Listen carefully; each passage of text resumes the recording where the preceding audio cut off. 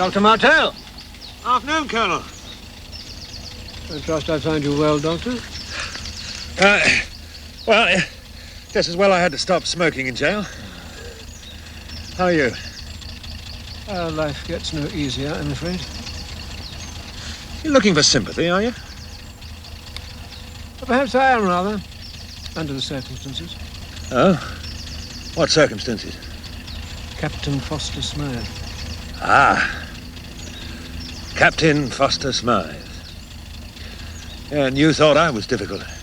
Why am I wasting my time with you? I came to see a head man, Richter. Why isn't he here? You are not talking to some African coolie, Captain. You are talking to a German officer.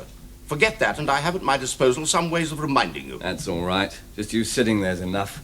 Don't try me too hard, Captain. You can't tell me why our wireless sets are being confiscated. I've told you 5 times already. It is an order from Berlin. That's not good enough. The order is illegal under international law, and I demand that it be withdrawn. Ah! At last.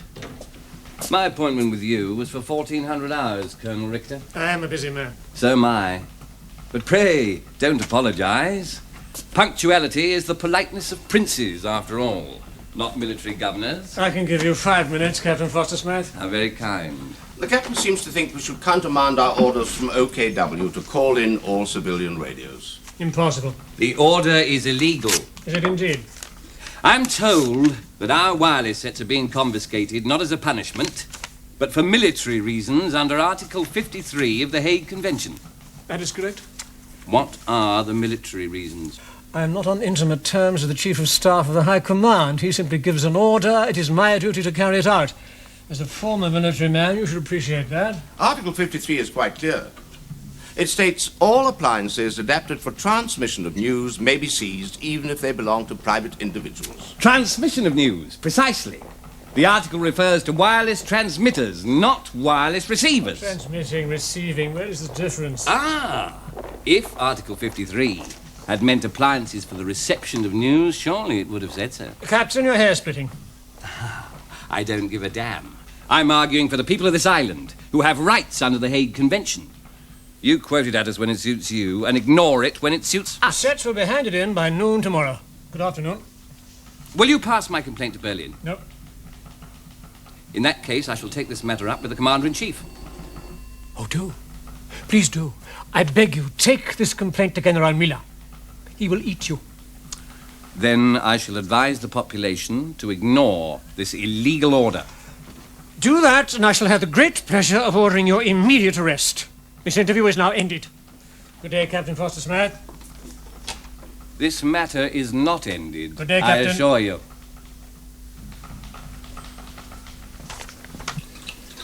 Well, I'll give you something to ease the pain, Lily, but I don't think it's actually going to cure it. You see, it's due partly to our rotten diet and partly to nerves. I don't think I've got nerves, Doctor. Well, you may be a happy-go-lucky person by nature, but I think you've got more reason than most to feel the stresses and anxieties we're all living under, haven't you? I suppose so. Some of the German soldiers, you know, they make nasty remarks and laugh because I am black. They make me step off the pavement to make way for them. The English people don't do that. I try not to take it to heart too much, but... Yes, I understand. They think that black people and Jewish people are not human beings. So, they behave like animals to prove it? Yes, I know. Now, try a spoonful of this every time it gets really uncomfortable. Oh, and please bring me back the bottle and the cork, will you? Thank you, Doctor. How's the captain? I think he wishes he were back in Nigeria, too. Yeah, don't blame him. Hey, he's got the worst job in the island, and don't I know it. Did he get any more bouts of malaria while I was away? One, but it wasn't too bad. The only trouble is... Yeah? I haven't told him. I didn't want to alarm him, but he's almost out of quinine. Do you have any? No, I'm afraid I haven't. I have enough to see him through one more attack. Well, I'll see if I can get hold of some. Thank you, Doctor.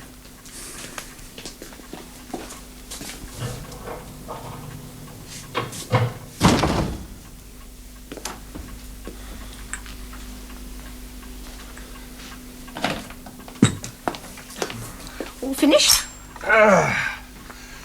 What a nice person she is. Who? Old Foster Smythe's Lily, what's her name? She must be a perfect treasure. What does that mean?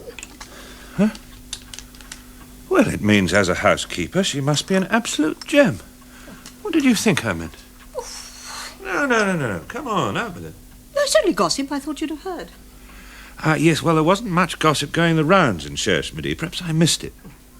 Well, Tom Foster Smythe's been a bit strange since he took over from you. Well, that's not in the least bit surprising. Pretty wild drinking parties going on at his house these days. Where'd he get the stuff? Well, he laid in a huge stock apparently just before the Germans came. Just after he packed his wife and the boys off to England. That was jolly clever of him. He might have asked us around. Well, Lily is his hostess at these parties. Apparently she is something more than just a housekeeper. You mean he's sleeping with her?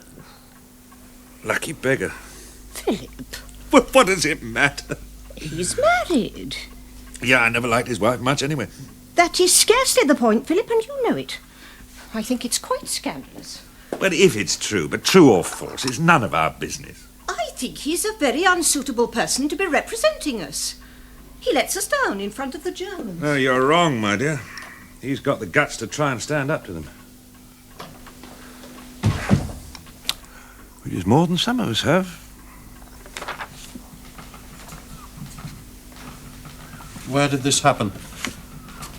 Fat Molly's? Do I not mention that, sir? No, you do not. I'm sorry, that was careless of me. I'll overlook it this time. I'll make a policeman of you yet. Fat Molly's, huh? You seem to spend a lot of time in that dump. Well, there's not much choice in this place, Herr Oberleutnant. This fisherman, Marriott, is he a friend of yours? Well, I know him slightly, that's all. I see you recommend no further action. It was a trifling offence, Herr Oberleutnant. To punish one of the locals for that would cause a lot of ill feeling against us. Did he actually suggest that the Fuhrer is unbalanced? The man was provoked. There was a soldier in the bar at the time. He was drunk. He was making insulting remarks about Churchill. And why not? Well, the remark about the Fuhrer was in retaliation, that's all, Herr Sturmbannführer. These people are not allowed to retaliate. They surrendered. Feldwebel, your recommendation is not accepted. The man will be prosecuted. Feldwebel?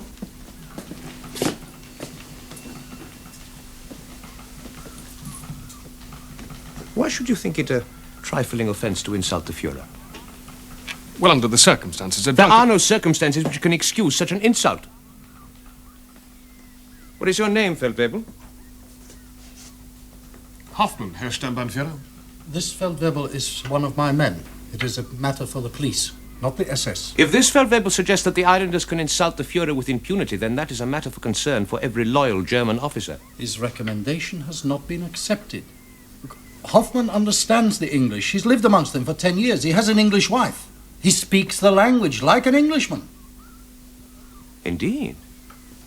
How very interesting. So, you lived in England for 10 years, and you are married to an English woman. That's correct, Herr Sturmbannführer. When did you return to the fatherland? August 39. Just in time. Yes, I suppose it was. You seem doubtful, Hoffmann. Well, my father was dying at the time. He was to see me. And my mother needed my support. My parents were very devoted. I see. Sturmbannführer, have you finished with my Feldwebel? As you wish. Don't ever again treat lightly an insult to the Fuhrer, Feldwebel. No, Herr Sturmbannführer. Carry on, Hoffmann.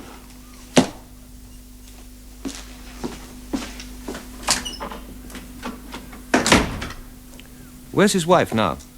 He doesn't know. You mean he left her in England? Look, I admit that he errs on the side of leniency. But his judgments of difficult situations are of value to me. He's a good soldier, and he's as German as I am.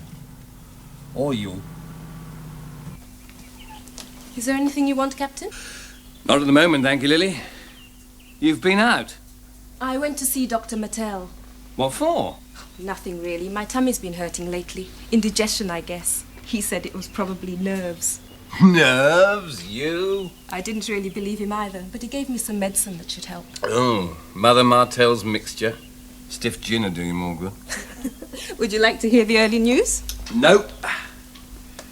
We're losing our wireless sets tomorrow. Oh, no. I fought them over it hard. But I lost.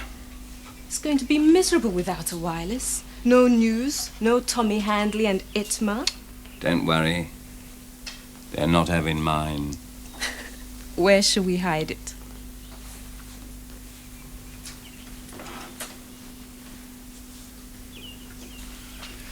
What about that cupboard over there? No. I'll put it in the attic. A much better idea. I think we'll give a party tomorrow night to celebrate the grand confiscation of the wireless sets. We'll drink to Churchill and the Allies and the damnation of Hitler, and we'll all listen to the 9 o'clock news together. Oh, Harry, do you think you can get me home, will you?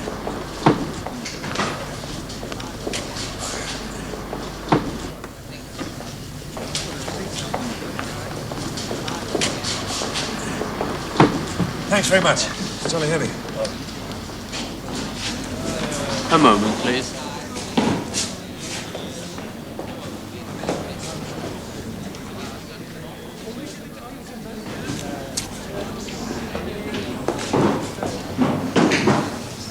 Dr. Martel? How are you keeping now? Pretty well. Good. This is a silly business, isn't it, Mr. Kluger? C'est la guerre, Doctor. It means we can't listen to Lord Haw-Haw anymore. He was always good for a laugh. Oh. Ah, yes, your traitor. This is a very fine receiver, Doctor. Yeah, it's a little bit too cumbersome to hide. And it would get you another 6 months in jail. It's not really worth it, is it? You keep it, Mr. Kluger. All the valves are up the spout anyway. We want 3 cognacs. You will serve us! Not selling 3 drunken bums like you. You caused enough trouble already. Now get your fat German backsides out of my shop. 3 cognacs. Or we smash this place to pieces. You do that, boy, and I'll put a glass in your poxy face. She means it, and the police were called 5 minutes ago. You dare touch a soldier of the SS? Yes, I'll make trouble then. Hands off!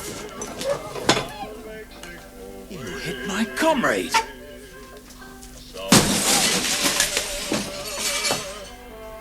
You bastard! What's going on?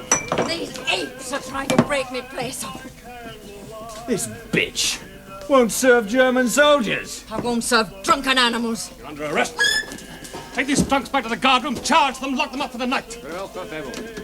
Come on, move it. Look what those pigs have done, Max. Well, I'll see you get paid for the damage, Molly. Can you make a list for me, please? What now? Let's have a drink first. Sure, I could do with one myself. Bastards.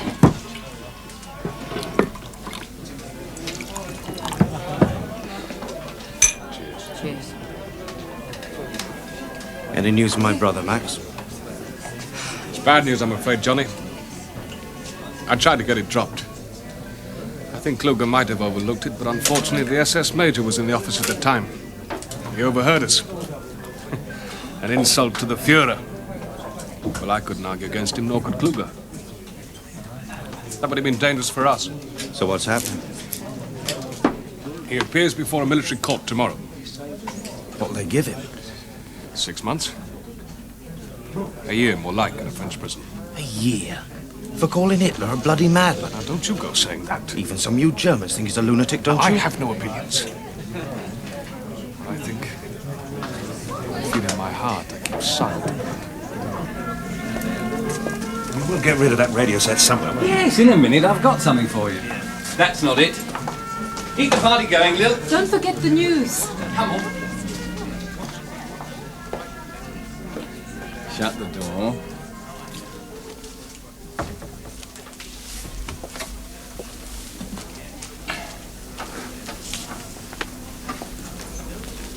This is for you.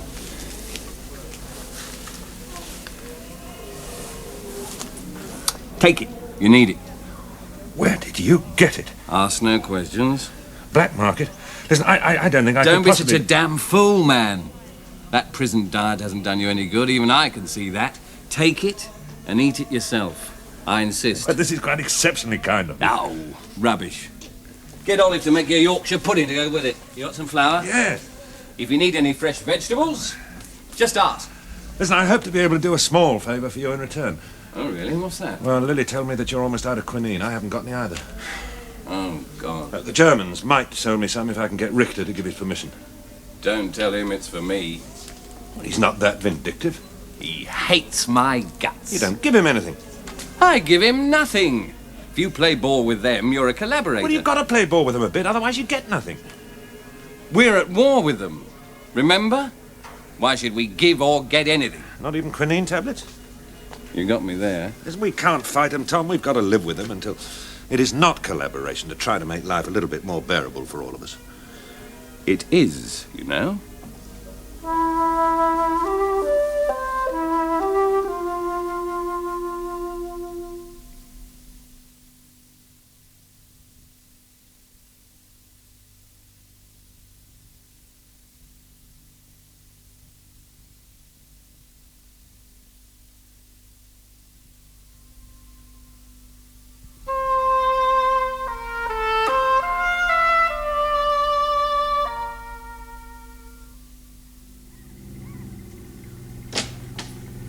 Good morning, Deacon. This is rather interesting.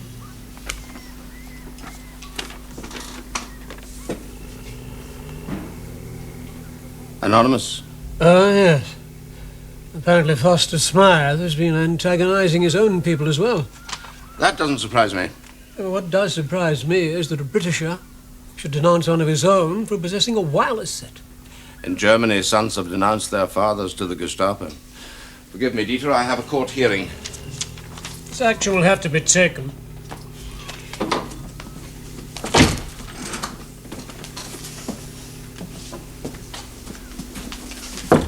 Come in. Dr. Martel is here to see you, Herbest. Ask him to come in, will you? Very good, Herbest. Good morning, Doctor. All right, thank you, Orderly. Come in. Sit down. Now you wanted to see me. I need some quinine tablets. Quinine? Yes, your hospital has plenty. Is there any chance that you might give them permission to sell me some? For malaria? Yes. In Guernsey? Yes, I have a few patients who contracted it in the tropics. It recurs, you know. Would our friend Foster Smythe be one of them? Yes. Not a man I'd readily do a favour for. I'm the one who's asking the favour, Colonel. Can you do one for me in return? Depends what it is. Come in. General Muller is on the phone for you in the orderly room, Herbest. Just switch a call through here. We cannot, Herbest. He's calling on the field telephone. Excuse me a moment.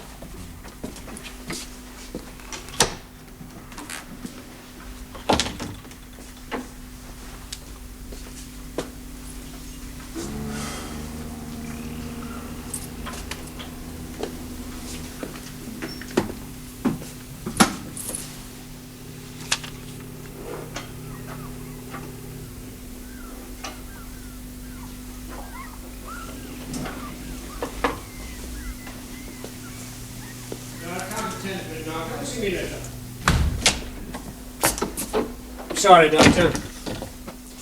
Our communications leave something to be desired. Yes, you were about to ask me to do a favour for you. Ah, yes. I would like you to polish off your patient, Foster Smythe, and get yourself back on the controlling committee in his place. Why'd you laugh? Oh, I'm sorry, wasn't I supposed to? No.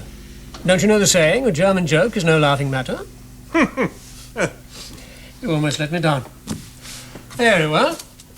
You may have your quinine tablets. Thank you. How's your daughter? Will you excuse me? You actually saw this letter? Yep. Written in English? Educated English, too. What kind of treacherous bastard would do a thing like that? Is your set well hidden? Yes, it's tucked away in the attic. I can't get over this. I stand up to the Germans. I defy them if I can, and... Do you know something, Martel? Those Nazi bastards are better than our people. Oh, come off. It is only 1 in 1,000 who's going to do a thing like that. You think so, do you? I wish I did. It's true. No!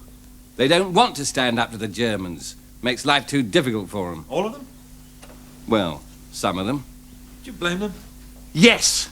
Yes, I do. It makes me sick. You are a damn fool sometimes. What?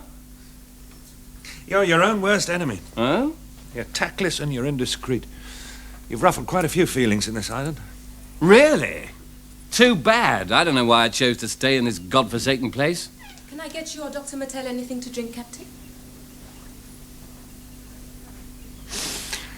No, thanks, Liddy. I must be off. I hope to have that quinine for you sometime, probably this evening. Thanks, Martel. Thanks for the warning. Tom, be careful. Talk some sense into him, Lily.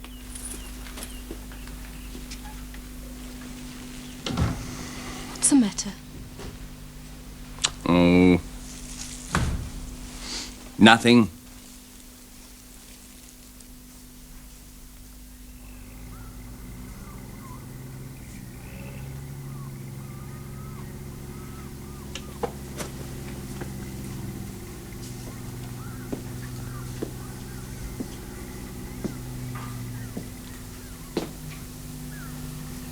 How much damage did my men do?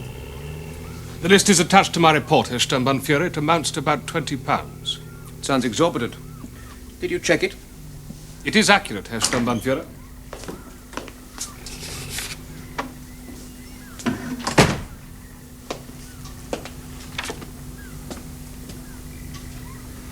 Well, if you want to deal with it, you deal with it. Very well. I will see they pay for the damage. Is that all? No punishment? I expect a bit of rough behavior from my men.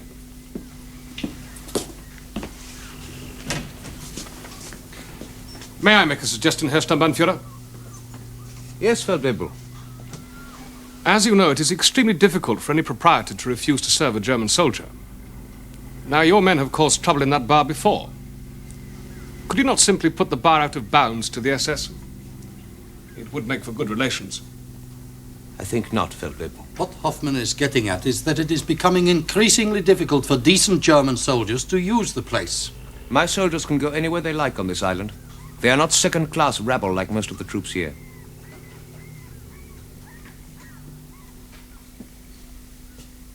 You had better watch your step, Feldwebel.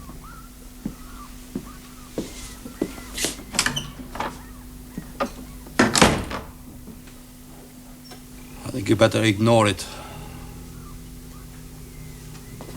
Does he bother you greatly? He is an officer in the SS, Herr Oberleutnant. I am just as good as the Sturmbannführer at looking after my own men. Perhaps even better. You will ignore it. I will try, Herr Oberleutnant. Meanwhile, I have a search for you to carry out. We've received information that Captain Foster Smythe is in illegal possession of a wireless set.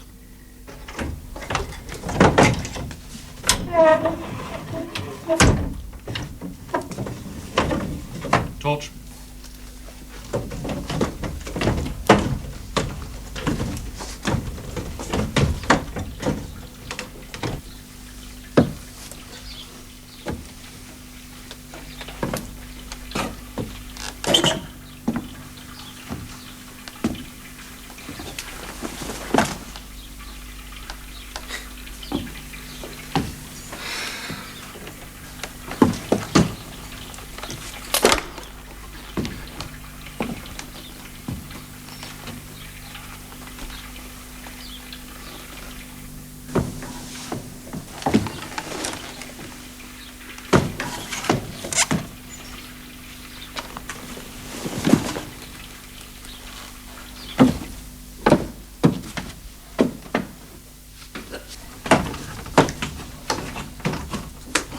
Close that. Wait for me outside. Very well, Third Level.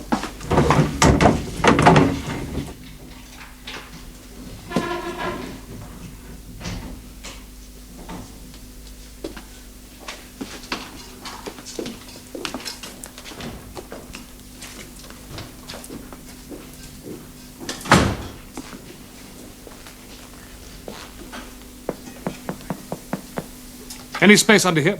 Yes. Go ahead and search. Then I suggest you loosen a couple of boards and place your wireless set under there. The attic is a very obvious and a particularly stupid place to hide it. I'm sorry, I don't understand. Well, let's just say I'm as fond of the German authorities here as you are. But you are a German.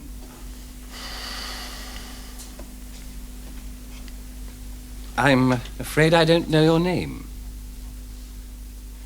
Hoffman, Max Hoffman. Well, we're extremely grateful to you, Mr. Hoffman. Seems rather inadequate, but may I offer you a drink? No, thank you, not whilst I'm on duty. Yes, I suppose that does seem rather silly under the circumstances. No, not a bit. Another time, perhaps.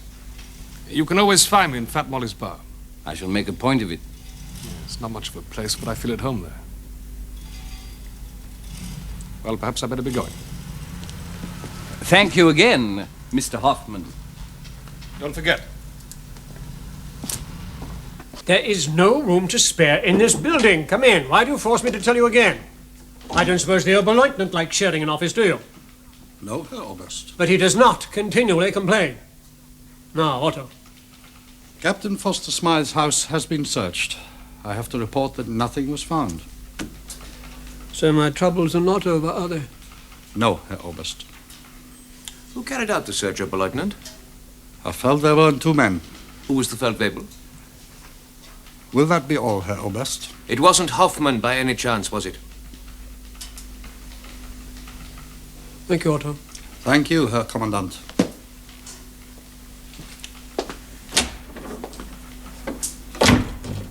I think you should know something about this man Hoffman, Herr Commandant. You were jolly lucky to get away with it, Lily. There are still some good Germans around. I bet it shook the captain. He hates them so much, you know. Now he doesn't know what to think, poor man. Well, you can tell him he's got the Germans to thank for these, too. He'll be so confused. Thank you, Dr. Mattel. Good night, Lily. Good night.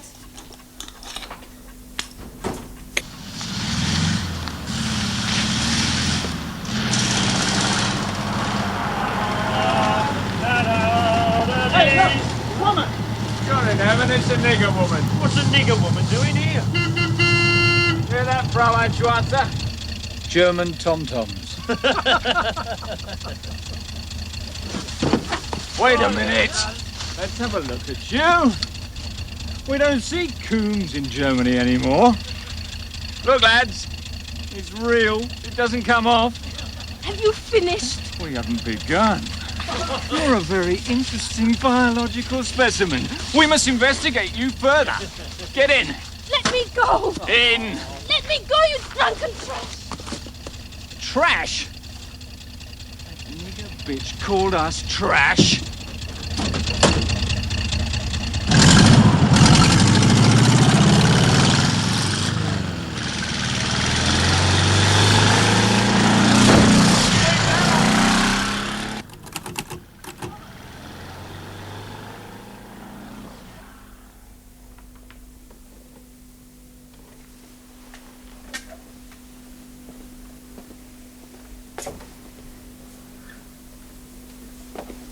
Lily?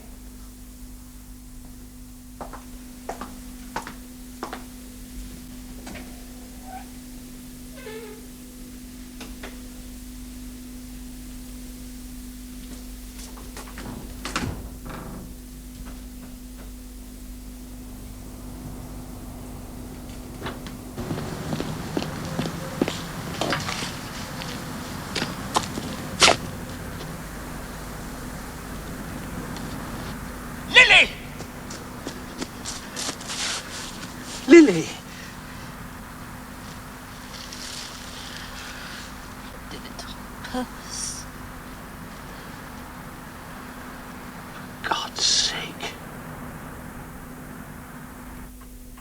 Yeah. You. No. No, don't do anything else. Blankets over her, keep her warm. I'll be round immediately. Where is she? In there. What happened? Some Germans ran her down deliberately.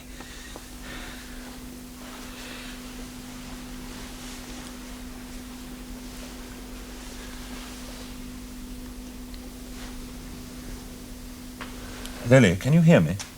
I'm so cold. Where does it hurt, Lily? I'm cold. Lily, where does it hurt? Here. My head. My leg.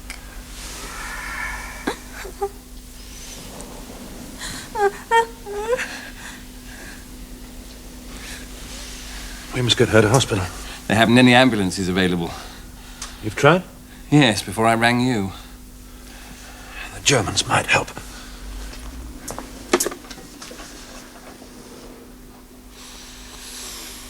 "1865, please.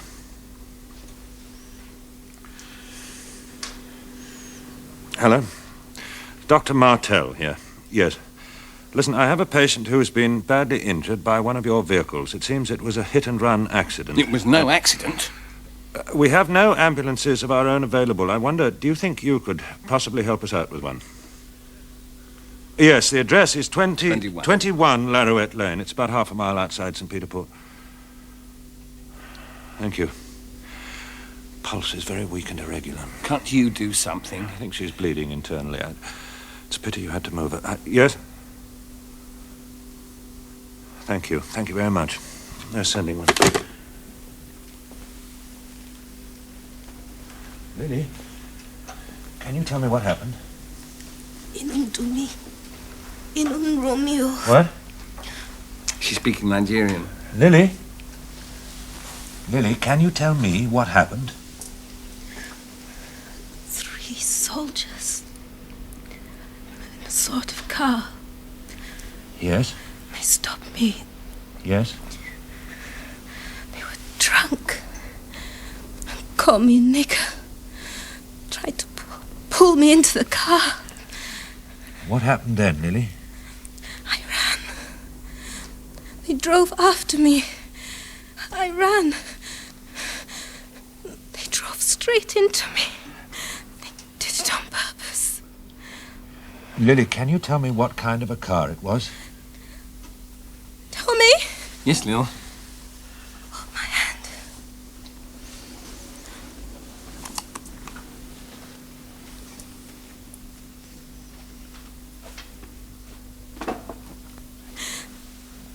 Martel.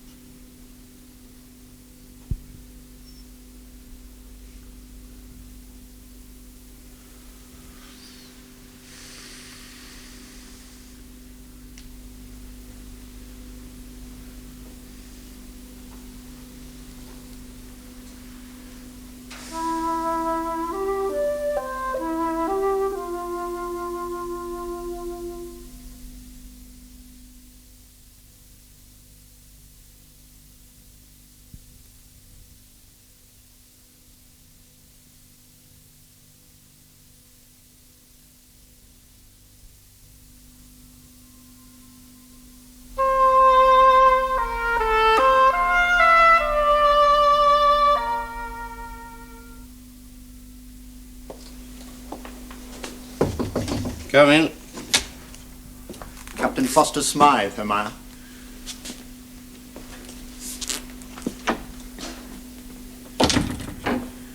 You had something to discuss with me, Major Friedel? Yes. It's about the supply of fresh vegetables which we buy from your depots. Please sit down, Captain. Last Monday, we sent a truck to the main depot to collect 2 tons of potatoes. In spite of, or perhaps because of our giving advance warning to the depot, there was only half a ton left for us. Your truck driver was late. He has to take his chances with everyone else. We seem to have been through this argument before. If you obstruct our purchases of vegetables, then we need more glass houses in which to grow our own. I am therefore requisitioning your personal glass houses. Our Army Agricultural Officer will take possession, and you will be paid the market price for whatever stock is in them now. When? In 48 hours. Just a moment. We have another draft of tote workers arriving next week and not enough billets for them. Your house is amongst those to be requisitioned to provide accommodation for those workers. Also in 48 hours. Precisely. You have gone out of your way to make life difficult for us. We feel under no obligation to make it easy for you. Ah, Captain. I've just heard of the tragic accident to your housekeeper. And I'm so sorry. Please accept my sincere condolences. What accident?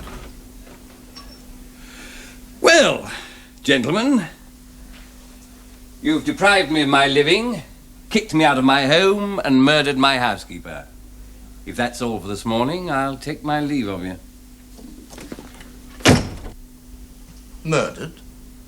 What's he talking about?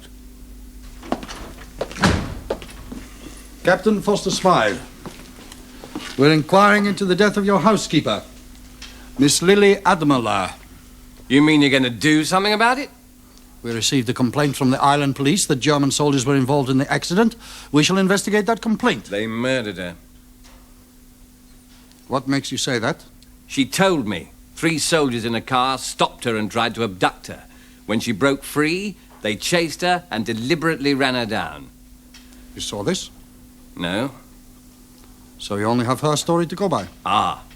She told me in front of Dr. Martel as well. I don't know about your law, but in English law, a dying declaration in front of 2 witnesses is considered irrefutable evidence. Where did this take place? I found her about 30 yards down the road. We will examine the spot. Check with all unit transport officers. Find out what light transports were on the road last night at that time and to whom they were signed out. Yes, sir. I'll give you Gefreiter Buchner to work with you. He's got some forensic experience. Check every vehicle that was on the road for damage and for bloodstains. Very good, Herr Oberleutnant. You're moving, Captain? I'm being kicked out to make way for tote workers. That's too bad. Where will you go? I don't know yet. Well, when you do, tell us, and we will keep you informed of our progress.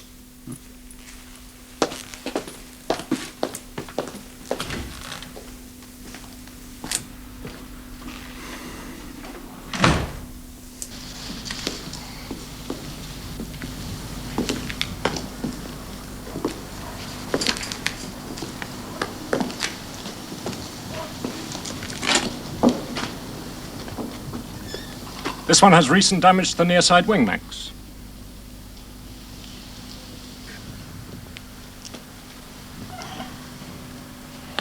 What's that?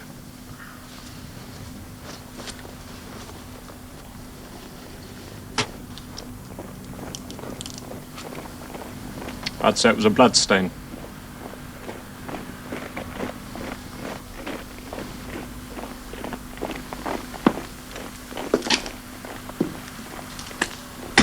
Were you driving this vehicle last night? Yes, Feldwebel. Alone? I had 2 comrades with me. Did you have an accident? Don't recall having one, Feldwebel.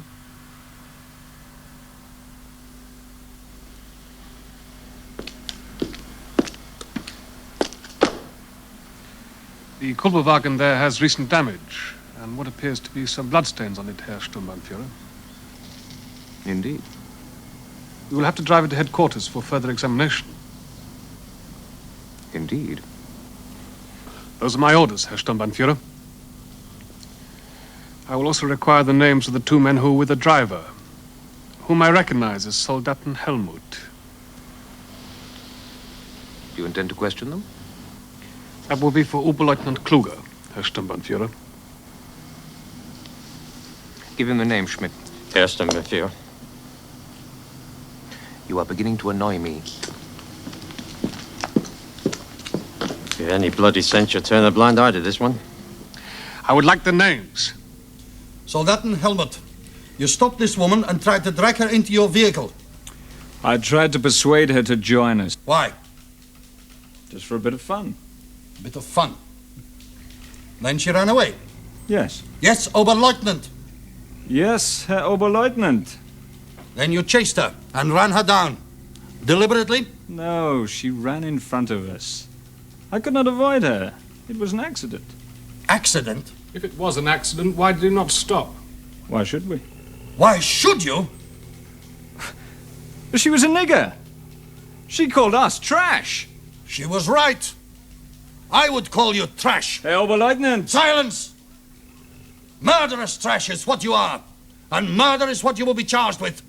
But they say it was an accident. Won't it be hard to prove otherwise? There's strong evidence against them, quite apart from their previous bad records of drunkenness and violent behavior. Annika?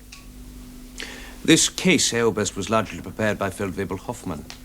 As you know, a man with British family connections whose loyalty to the fatherland I strongly suspect. I do not. He is constantly trying to discredit the SS. He doesn't have to try. He's given every assistance by the undisciplined behavior of your troops. All right, that's enough. Ernst, in your opinion, is this the case for a court-martial? I would say so. Very well, then. Excuse me, Herr Oberst.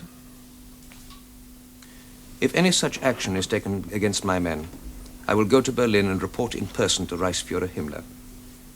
I am sure that the Reichsfuhrer will make our party policy concerning non-Aryan races, be they Negroes, Jews, or Gypsies, quite plain to everyone here.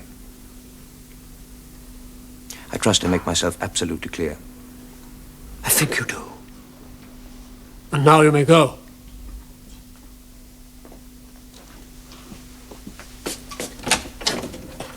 Heil Hitler. I'm afraid that he will do what he says. And he will be supported. They will be charged instead with damaging army property, namely one Kubelwagen, and failing to report it. You do see why, don't you? Hoffmann. You've made it very clear, Herr Oberleutnant. Disgustingly so, huh? Yes. I'll do my best to get you posted away from Guernsey as soon as I possibly can. I'm a marked man, am I? It would be dangerous for you to stay here, certainly. Could he stop my posting? I'll do my best for you. Or forward reports about me? Well, let's worry about that when it happens, huh? Thank you, Herr Oberleutnant.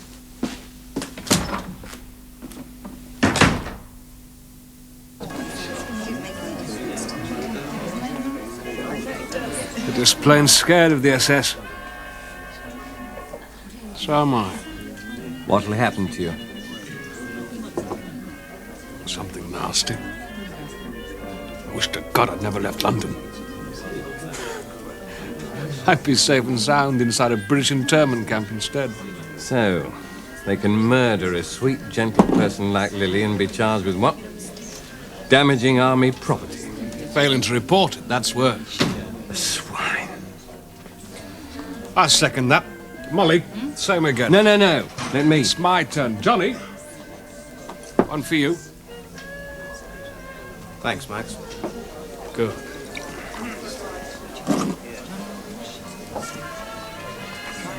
Cheers. Cheers. Cheerio. Who's helping with the boat now? Whoever I can find. Couldn't put out today. No one available. Do you know Captain Foster Smythe? No, of you, sir. I haven't had the pleasure. Johnny Marriott. How do you do? You, run a fishing boat, did I hear? Yes. Have you ever thought of... Frequently.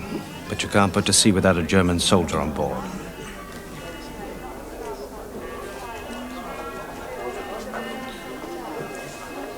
I wouldn't say no to a day's fishing.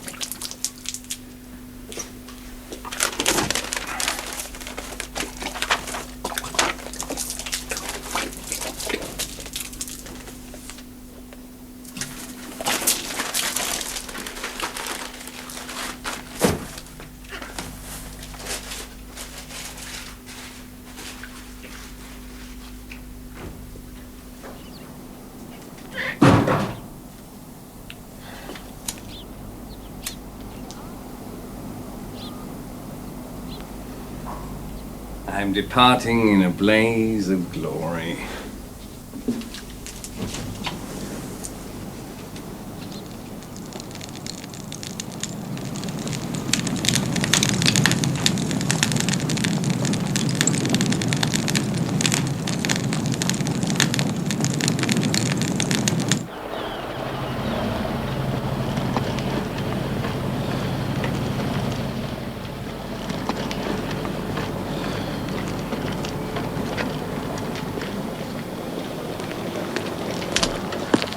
Hello, Max.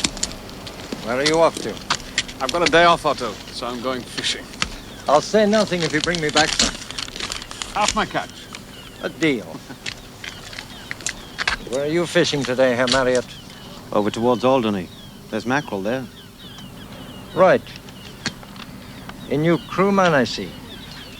I take what I can get these days. Where you go, then?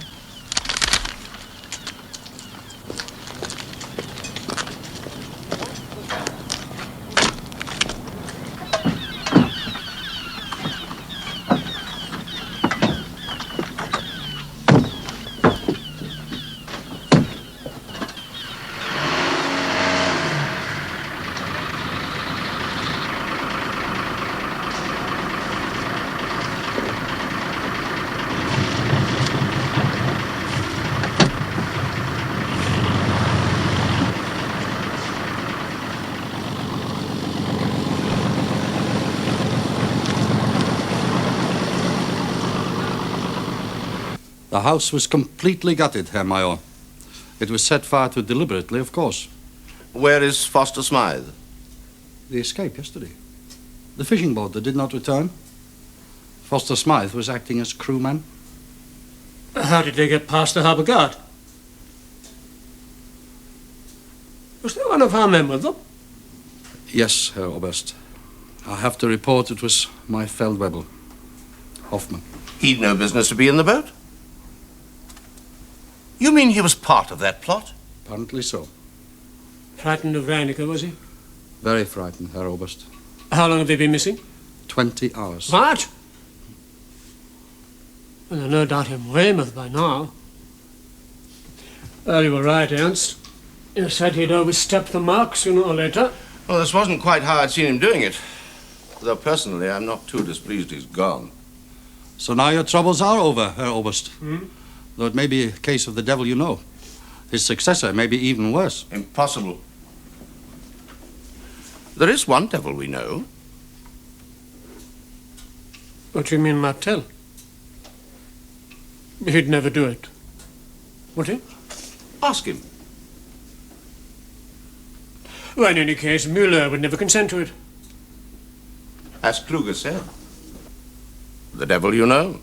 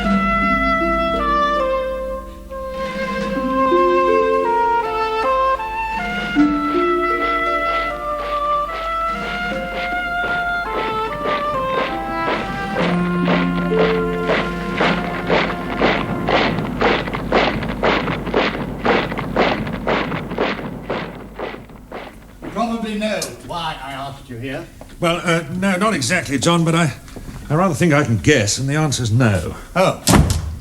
Oh, well. At least sit a moment. Well, it can't be a long siege. I've got a lot of calls to make. Well, sit down all the same.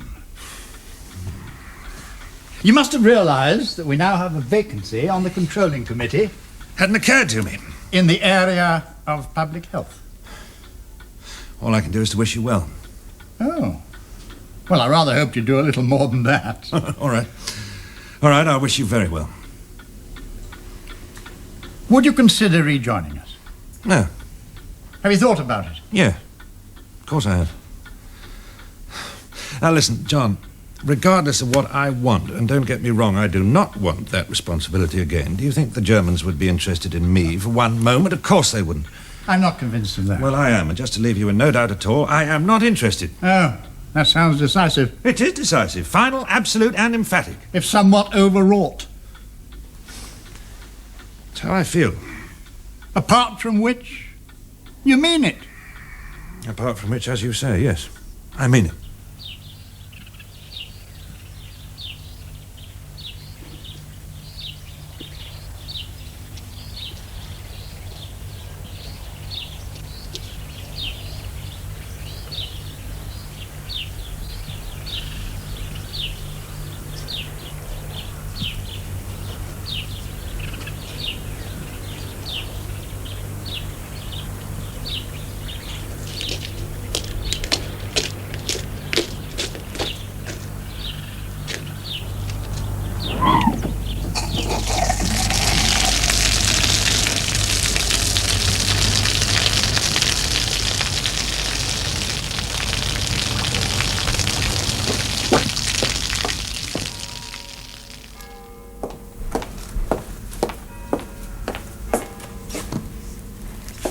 Penny for them. Huh? Your thoughts. Oh, sorry, yes, I'm miles away. Yes, I know. You're unusually quiet tonight. Am I? Sitting there without a word for the last 20 minutes. Yes, Ambrose said I talk too much. Oh, dear. Or rather, when I do talk, I use too many words. Overwrought statements, I think he said. Well, it would be hard to contradict him. I hope you don't mean that. I felt rejected enough since I came back without you starting. Look, I'm sure John Ambrose is joking, Philip. Well, I certainly am. You must know that. Not sure what I know any longer. Claire isn't rejecting you, if that's what you mean. No, Of course she isn't. you could have fooled me. She is not rejecting you. She's trying to forget something, run away, hide. Not from you, but perhaps from something that you were unfortunately involved in. Something that she feels terribly guilty about, and whenever she thinks about you... Yes, I am perfectly aware of the mechanics of the thing. I just do not like being told by an old nun that I cannot see my own daughter because she has no wish to see me. I'm sure it wasn't exactly like that. Yes, it was. It was exactly like that. Well, let's not talk about it. You started it. I'm sorry, I'm sorry. Yes, yes. Very well. Hellman, I just had the supply officer on the telephone. Sir? Apparently the damn fool who runs the market garden has lost all his fuel oil. Why the devil they had to tell me about it? Go and see him, Hellman. His gravity water tanks will run dry in 2 days. I'm sorry, Herr General. I don't quite understand. Neither do I, man. Find out what's going on and do something about it. Herr General. If the market garden can't continue to supply us, Oberleutnant, we'll have to find an alternative source. And that will not make us very popular with Major Friedel.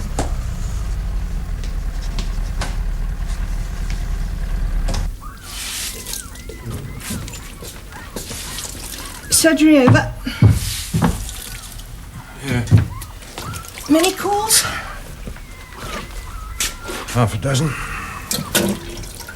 What did John want yesterday? Or shouldn't I ask? Ambrose? You never told me. What we expected. You going to rejoin them? Well, of course I'm not. You know I'm not. I think you're just being stubborn. I'm not being stubborn. I just want to have nothing at all to do with the controlling committee. I have done my share. It's now up to somebody else. Who? I don't know. Why all this interest, anyway? Why this pressure? Yes, I seem to remember you were the one who was constantly complaining about Ambrose and Friedel and Richter and the rest of them every time I was called out, on the hour, every hour, night and day. Why on earth should I want to go back to all that again? Because you're good at it. Good at what? Because you're shouting down a lot of bureaucrats. good at doing for other people what they can't do for themselves. They can learn. Oh, you know that isn't true. A lot of people need help. They don't know how to fight or even what to fight sometimes. They need someone to fight for them. Of course you must rejoin, Philip. It's what they need. What about my needs, just for once? It's what you need, too. Look, all I need is to be left alone to get on with my excuse for medicine. That is how I can be the most use to everybody. Your work on the committee was medical work. My work on the committee was shouting. You're still shouting. So you might just as well go back to it.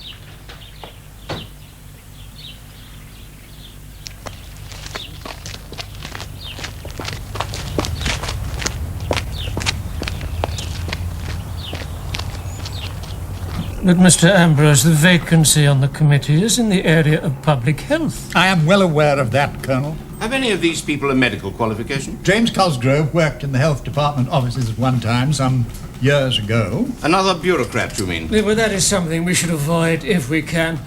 You see, Foster Smile's work for the controlling committee was marred, to some extent at least, by his lack of practical experience. I'm afraid I've been unable to interest any of the doctors. They all complain of overwork, as it is. That surprises me. General health on the island is good, according to my reports. But there are dietary problems, which, for the elderly particularly... adjustments to make, Mr. Ambrose. Couldn't you find a chemist? I've asked every chemist, every retired chemist, every dentist, every doctor I can think of. I've even asked a vet. Unhappily, not one of them feels able or willing to undertake this work. Thank you, Mr. Ambrose. I will have to talk to General Miller, of course, but at the moment I'm afraid there's no one on this list who is acceptable to us.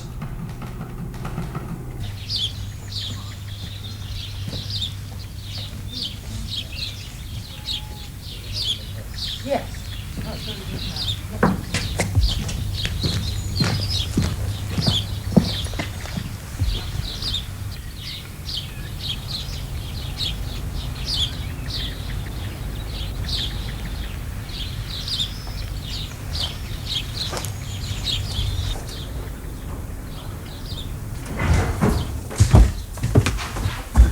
Now, not too many questions, Lieutenant.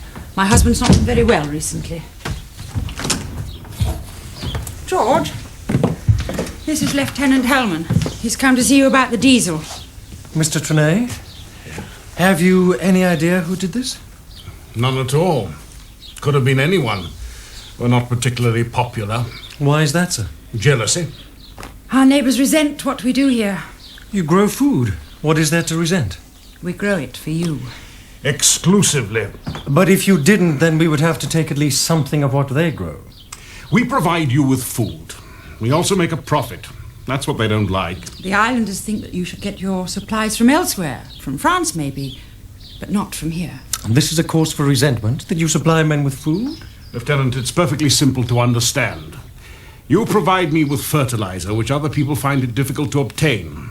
You also let me have diesel fuel to pump water into my gravity tanks. They can't find that easily either. I shall have to question your workers. Oh, it's much more likely to have been another grower who did this, not one of our own workers. Oh, we cannot tolerate sabotage, Mrs. Trenet, whoever does it for whatever reason. Yes, well, let's not have a debate about that now. All I want from you is the promise of more fuel, pure and simple. When did you receive your last allocation? Is that important? George, please. I can answer all these kind of questions later, Lieutenant. My husband's immediate concern is the question of fuel. I understand, of course. I can also assure you that this action will not go unpunished. Look, it's not a question of punishment, man. It's a question of fuel. Now, if I don't get it, you won't get your supplies. I cannot do nature's work without a little bit of technical help, not on the scale of your demands. I am not a farmer, Mr. Trinny. Neither am I. I'm a market gardener. George, your supply officer did promise that something would be done immediately. How much fuel was lost? Oh, well, the tank was 3/4 full. There was enough for a month. The position with regard to fuel... Look, never mind the jargon. I have to ask when you were last supplied. 3 days ago. And now it's all gone. Vanished. Disappeared into the ground. And unless I get some more, you will not get your... I'm aware of the position. However, you must answer my questions if I'm to make a satisfactory report. God in heaven. What were your security arrangements? Oh, security has not proved necessary in the past. On the contrary, Mrs. Trinny, I would suggest that security was very necessary in the past. Lieutenant, I am perfectly well aware that you need to have everything written down and neatly filed away.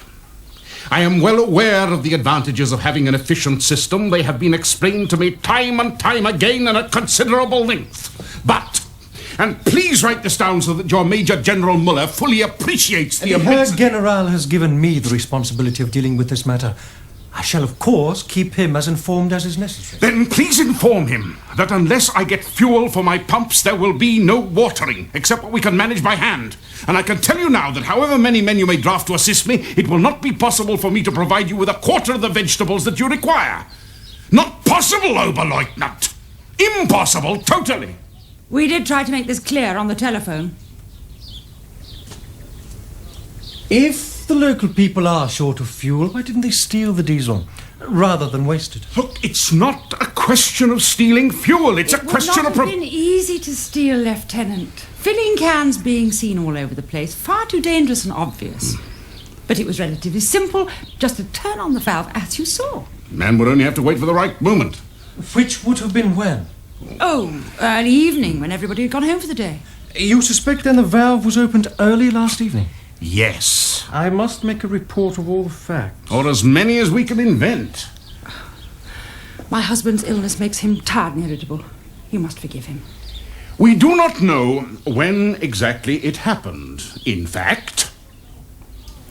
We do not know how exactly it happened, in fact. We do not know who did it, in fact. In fact, it's all guesswork. Now, write what you want in your report, Lieutenant, but what I must have from you today is a promise of more diesel fuel. The fuel, if turned on last evening, could have run out unnoticed during the night. Not could have, Lieutenant. Did.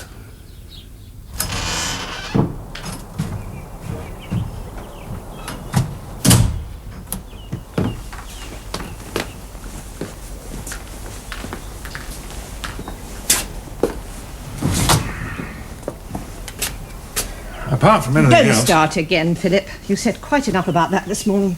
Apart from anything else, it is a blessed relief to come home after a few hours being out visiting the poor and needy of this parish, etc., etc., to know that the rest of the evening is my own, which I can spend quietly with my wife, enjoying the fruits of our labours, such as they may be.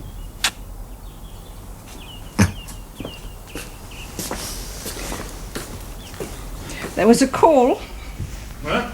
Oh, no, now, wait a minute. I told him no, Olive, and I meant no, so I hope he didn't raise his hopes, because I shall dash them. It was not John Ambrose. Oh. Mrs. Trinny. Trenny, do I know her? Yes. George Trinny's wife. Not that market gardener, that damn profiteer? He's not my patient. He is. Since when? When you were in France. But his place is miles away. Yes, they had some difficulty getting a doctor. So I get stuck with him because nobody else will have him. I don't think he likes the Germans any more than we do. But if he was ordered to grow food for them, what else could he do? George Trenny would grow food for anybody if the price was right. I don't think that's quite fair, Philip. What, fair or not? It's true, isn't it? He's notorious for it. But he's in business. And it can't be easy these days. There certainly aren't any quick returns to market gardening. Well, he always managed to find a few, judging by all accounts. Oh, well, I don't know. I should think you could count his friends on the finger of one finger, to coin a phrase. Nobody likes competition, especially the sort he provides, anyway. If you've quite finished, I was going to tell you that she wondered if you'd call in sometime. Why can't she come here? She didn't explain. So I'm supposed to use my precious petrol going all the way out Look, there I just to said see that I would blasted- tell you that I was sure you would do what you could when you can. To conserve stocks of diesel fuel needed for pumping water for essential horticultural and agricultural purposes, in this area the domestic water supply is to be withdrawn with immediate effect. The population is advised, however, that water will be available at certain hours from standpipes sited at principal road junctions. Thank you, Gefreiter. See that the order is printed and distributed throughout the parish in which the market garden is situated, and to all civilian residences and establishments within a square mile of the area. Yes, Honourable Lieutenant. And inform the water authority. Of course. You might also point out to the water people that the supply to the Trenny market garden is not to be interrupted in any circumstances.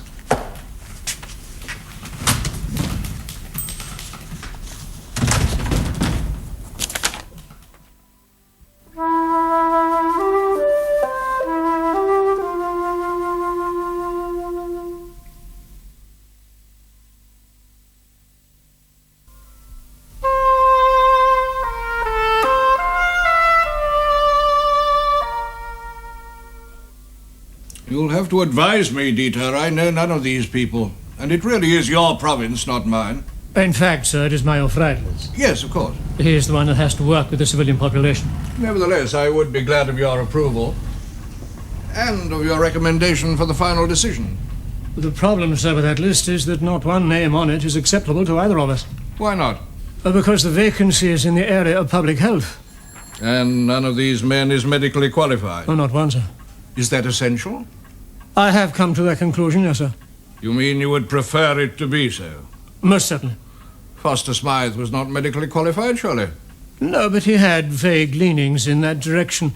Foster Smythe was a stopgap appointment, sir, and as such, not really satisfactory. He had a rigid, bureaucratic manner. Made him difficult to deal with.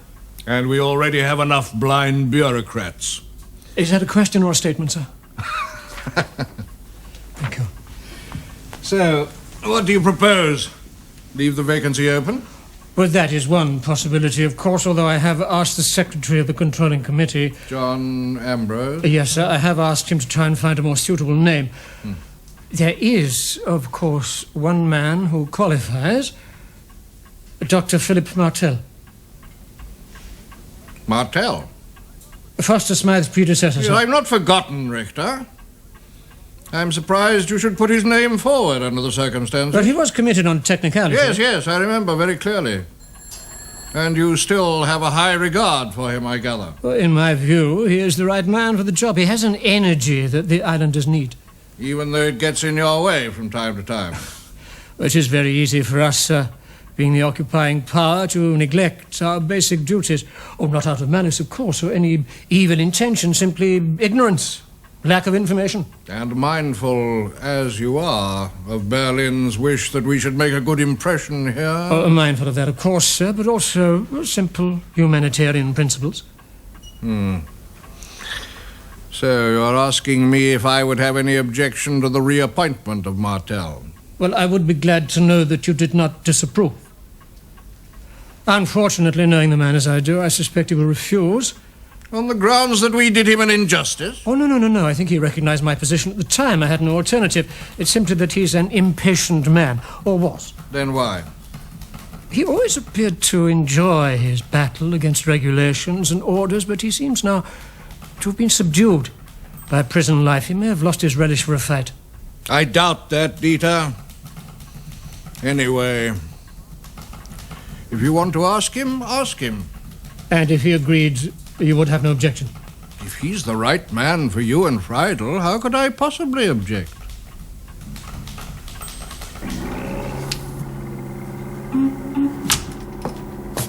Good morning, Ernst. A letter has been intercepted today. You know the Herr General actually approves of Martell. What letter? Addressed to the International Red Cross in Geneva. Oh, yes. What is it this time? More food parcels? Complaining about an interruption to domestic water supplies. I wasn't aware there'd been one. There shouldn't have been. No such interruption has been ordered from this office. However, on inquiry, I find that an Oberleutnant on General Muller's staff did issue such an order, following the sabotaging of a fuel tank at the market garden that supplies Mount Durand. Oh, dear. He is being kind enough to send me a copy of the order for information. I see. I trust you do. But sit down, Ernst. Everything to do with our control This and... Oberleutnant, presumably a young man? His age is of no interest to me. And as such, inexperienced? He has made that very evident. And being on Miller's staff, he's only too anxious to prove himself to be a force in the hierarchy. Everything to do with our control and jurisdiction over the population on this island is my direct responsibility. Well, had you not been consulted? No, I was not at all. Come in. This looks like it. All right, thank you.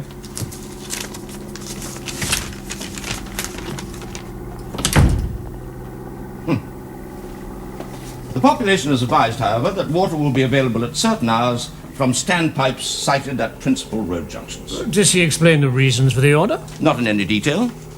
But it seems that the Herr General's exclusive need for fresh vegetables is enough to justify whatever reprisal this young man thinks fit to impose. If it is, in fact, a reprisal. Oh, it would certainly appear to be. Well, is there a shortage of water in the area? It has to be pumped up from fairly deep sources. Ah, by diesel pumps. So presumably there's a need to conserve water because there's a need to conserve diesel fuel. I'm well aware of the reasoning. I'm not satisfied with the way in which the matter has been handled. We have an organized and efficient system carefully designed to keep civil government under proper control. Well, I should imagine, Ernst, that the Oberleutnant is guilty not of questioning your system, but, like some others we could name, of being perhaps overzealous. If personnel ignore procedures, the system will fail.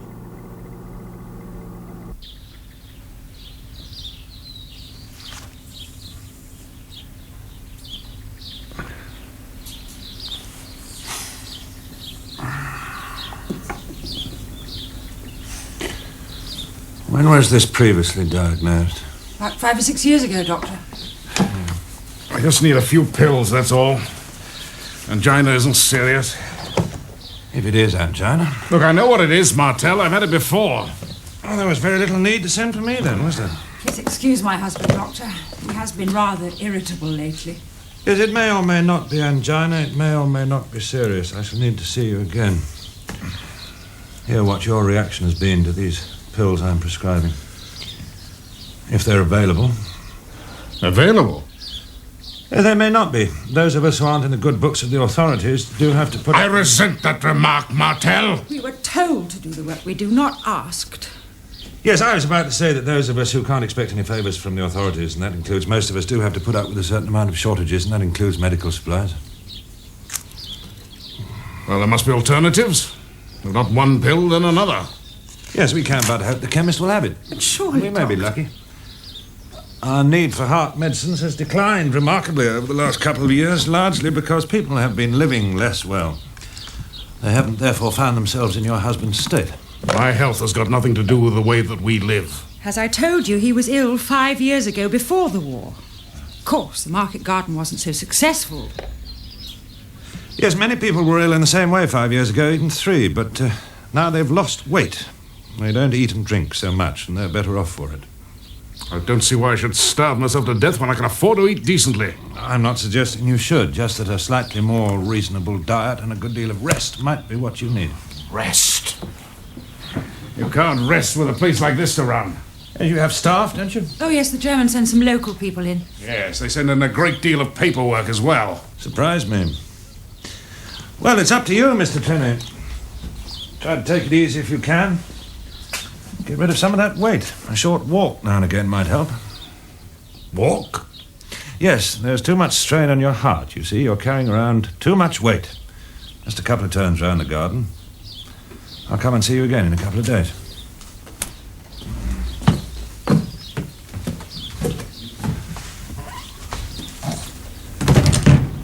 Let me know if you have any difficulty getting that stuff. You see, Doctor, my husband hates walking. You may hate dying even more.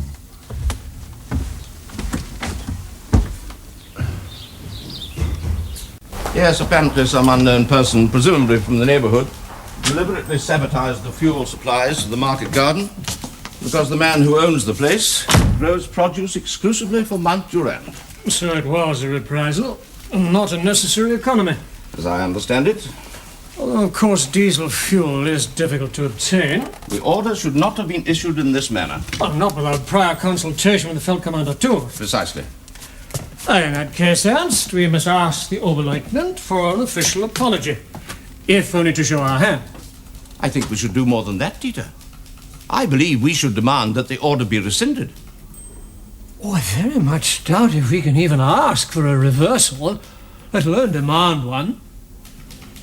But after all, the order was issued from Müller's office. Whatever the circumstances, he's bound to support his Oberleutnant's action. As I am bound to expect support from you. You make this very difficult for me, Ernst. You insist upon this? I am asking that we should at all times insist on the correct, proper courses of action. Yes, I'm sure we can make our point without actually insisting.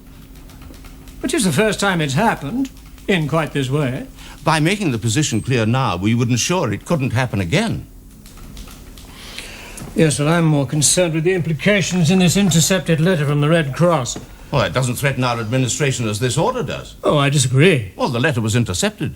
Its contents are not therefore known to Geneva. But that doesn't actually minimize the validity of the complaints. Oh, complaints are a natural consequence of occupation. I imagine we'd feel equally affronted and aggrieved if some enemy power took over our homes and land. Which is what lies behind this action against the market gardener. And what motivated the Oberleutnant, understandably. But incorrectly. Oh, we are dealing with human beings, Ernst. You know that as well as I do. Why make such an issue out of one clumsy blunder? Because I have an increasing sense of our authority being undermined ever since General Müller arrived. But there's no evidence of that, surely. He's an able soldier. Like yourself, he's a professional military man. He knows what his role is. He doesn't have the welfare of a troubled civilian population on his hands, nor in the event of anything going wrong would he be held responsible. He can and does quite ruthlessly step in without thought. Yes, well, let's leave the matter, shall we, Ernst? As you wish. Oh, by the way, Müller approves of Martel. So said.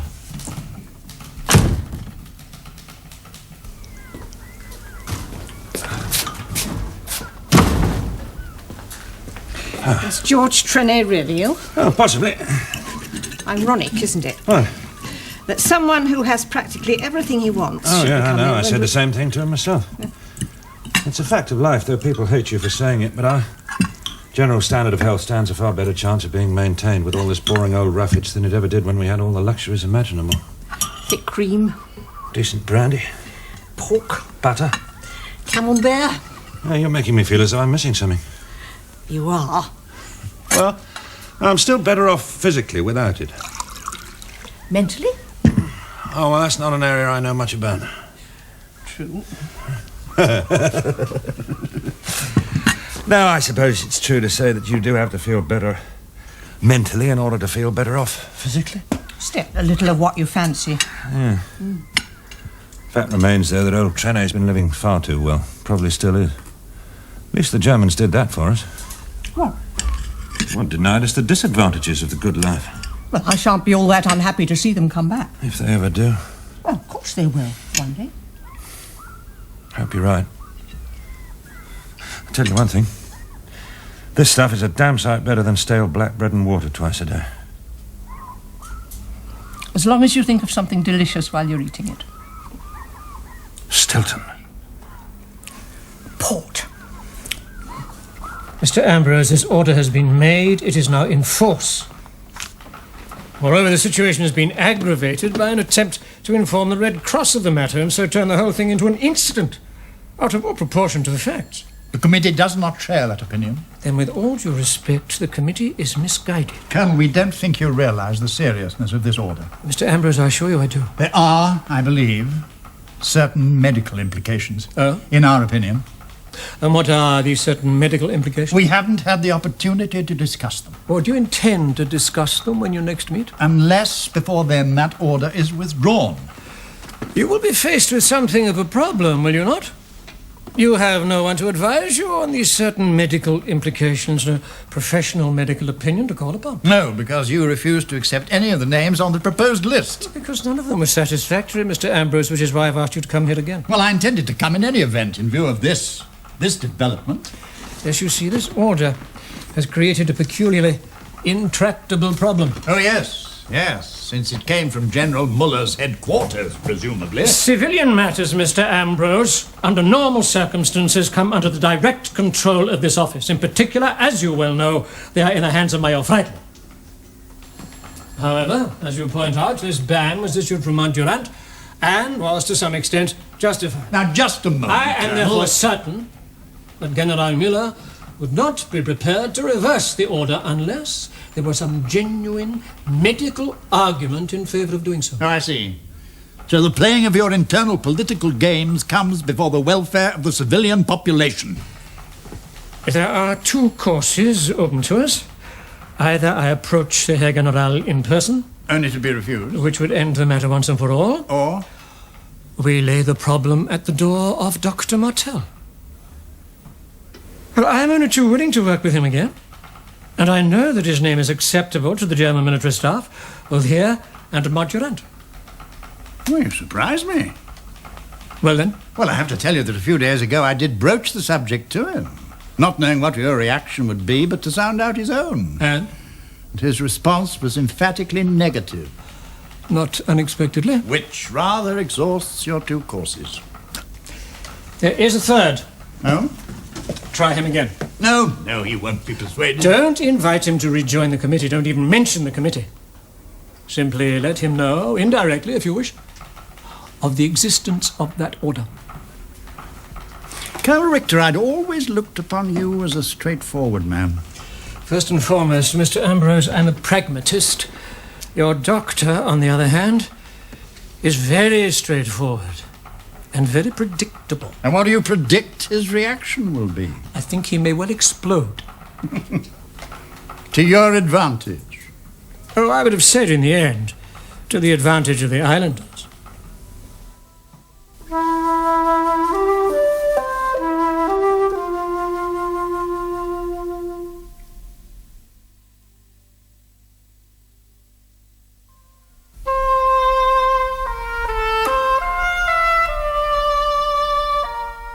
He's not here, John, and come in.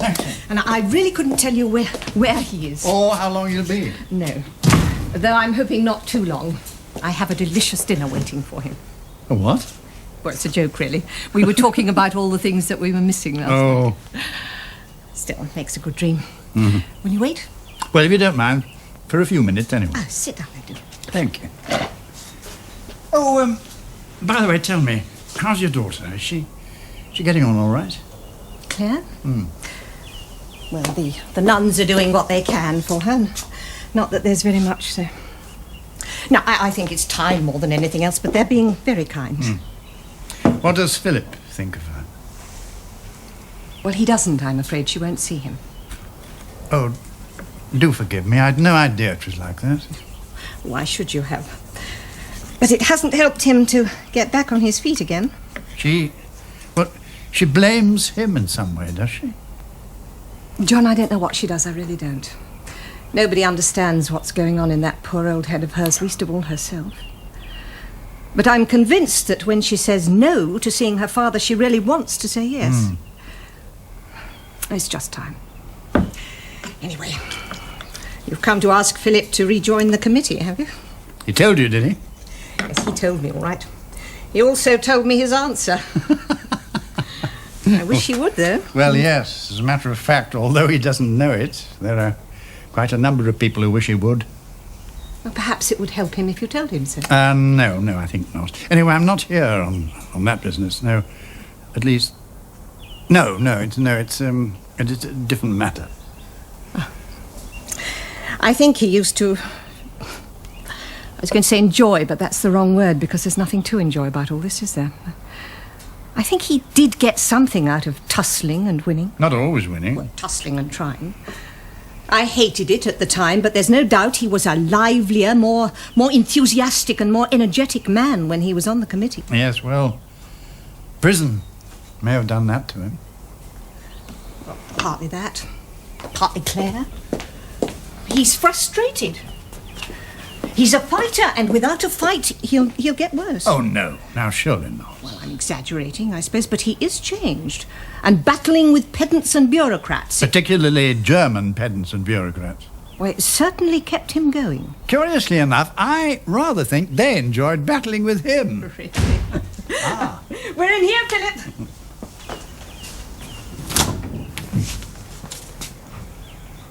The answer's still no, if that's what you've come about. No, it isn't, as a matter of fact. Well, in that case, you can sit down. Here, you're not ill, are you, John? No, it's something else. It's really your advice I'm after. What the devil is this? I am aware of your desire to impress, Oberleutnant. The fact is that you have allowed yourself to overlook official procedure. Quite inadvertently, Herr General. That is no excuse. Diesel fuel being short, You will be sir. given an opportunity to speak, Hellman, when I have finished. Civil administration is controlled, as you very well know, by the Feldkommandantur. The Wehrmacht is concerned only with the military security of these islands. The life, property, and welfare of the people are matters for Major Friedel. With respect, Herr General. The Feldkommandantur must at all times be, and be seen to be, the dominant factor in the government of the island, Oberleutnant, not the military command. And even had it been the other way round, you should have cooperated with Oberst Richter. As it is, you consulted no one. You told no one of your decision or of the action that you had elected to take. Neither Major Friedel nor Oberst Richter. A copy of the order has been sent to Major Friedel, sir. A copy of an order you had no right to make. Herr General. Under the unusual circumstances, and because of our particular need to maintain the Trenes establishment without drawing undue attention to the situation, I shall take no further action against you. But understand this. You are at all times to act strictly within the principles laid down. There can be no contingencies whatever when any deviation can be tolerated. Well? I was instructed, Herr General, to look into a matter which appeared on investigation to be a case of sabotage. You were simply instructed, Oberleutnant, to take whatever steps were necessary to ensure that the market garden could continue to supply us as we need it to. It nevertheless seemed too unimportant to involve Major Friedel's office. He already has a considerable weight of administration. That is not for you to say, Oberleutnant. And those are not the kind of decisions that you are expected to take. Am I to withdraw the order, Herr General? No, of course you can't withdraw the damn thing. It came from this office man. Since you made it, it must stand. I shall not support you again, however. There must be no repeat of this in any shape or form. There are procedures. Follow them. Herr General. I understand your concern, Dr. Martel. However, since you are not in a position to voice your opinions... What the hell do you think I'm doing now? Since you are not in a position to voice your opinions officially, I suggest you approach the controlling committee and see if they will express them for you. Damn the controlling committee. What can they do about it? If you won't listen to me, why should you listen to them? Because they are the recognized body through which... Recognized body? Since you are no longer a member of that committee, Doctor, all I can suggest is that you had better leave the issue to those of us who are handling it. But which issue are you talking about?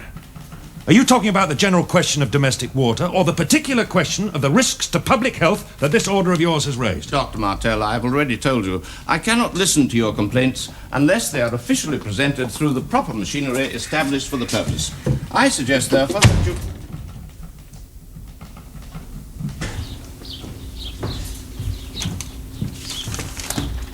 George. Leave that. No, the doctor told you to rest. I can't leave it. Oh, please. For my sake. Well, tell me how. I mean, just look at it. Orders, requisitions, statistics, details about manpower, hours worked, tonnages of this and that. If this war's to be won by the weight of the paperwork involved, the crowd will have a walkover. Here. Drink that. It'll do you good. There's a drop of brandy in it, too. They'll win, all right. Of course they'll win. I'm beginning to think you better be right. Otherwise... Otherwise what, dear? Otherwise our lives here won't be worth living. George, you're taking this oil business too much to... Too much to heart? Oh, George, what's the matter with you? I mean, we'll be all right. We always have been, whatever happens. You saw Martel's attitude. He came here out of professional duty, not because he wanted to. We are resented because we're realistic enough to continue with business as usual. It doesn't matter that because of our efficiency there's more food to go around for everyone. If our side wins, they'll turn on us.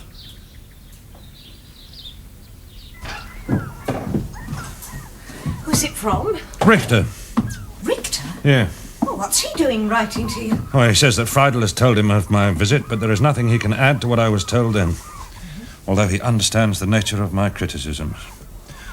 I have to inform you that I cannot act on any complaint, whatever its nature, unless it is made through the proper channels. You know what it is, don't you? It's a trap. They're laying a trap for me. I don't understand, Philip. What kind of trap? They're trying to force me back onto that blasted committee. Well, they know what they can do. I'm going to go and see John Ambrose. I'm therefore asking you to raise the matter with Friedel through the committee, formally. Philip, we've already discussed it at great length. Discuss it again. To what end? I'm beginning to know what it feels like to be an ordinary citizen. Meaning? I'm making a complaint, John. I'm making it to you because you happen to be the secretary of the controlling committee. Now, I am an ordinary citizen who has to turn somewhere, who wants to turn to somebody to seek advice, to seek the protection of my goods, my welfare, and my life that the occupation forces have undertaken to protect. The Germans had no alternative but to act as they did. I give up. So I have no protection then. They can go on acting against my interests and you're prepared to do nothing but sit there and let them get on with it. Well, I can't see how they're acting against you. I am simply putting myself in the position of those poor devils out there who don't have any water. Oh, now, Philip, let's be fair. Water is available at certain hours. I'm sorry, I won't waste your time any longer. Besides which, I do have a few patients to see. Well, my position is simply this. The order came from General Müller's office. He is unlikely to reverse it at my request. Have you asked the man? I thought I explained all this in my letter to you. Have you been up to Mount Durand to ask him? It is no concern of yours what action I have taken. I cannot allow you to march in here and assume that by simply raising your voice... If General Müller has not yet been faced with the facts, then he should have been. Have you discussed the matter with him? No. Then why in God's name not? It's absolutely ridiculous just because one man decides to grow vegetables solely and exclusively for the use of the Wehrmacht headquarters up at Mount Durand, and just because that same individual acquires a bad name for himself in the process, which in my humble submission is entirely understandable, and just because the local population, understandably enough... Doctor, would you care to save your arguments for the Herr General? But you don't expect me to talk to him, surely? You're the one complaining. You made it perfectly clear in your letter. If what you have to say comes from you as the controlling committee's representative on public health matters. No. There is nothing further to be said. Good afternoon. I told Olive this was a trap. I beg your pardon? My wife. I don't understand what you mean by trap. You've got yourself in a mess, haven't you? That order should have been issued, if it should have been issued at all, by Major Friedel. There is no trap. Either you are prepared to accept the responsibility for public health on the island, or you are not. If not, please allow me to continue with my work.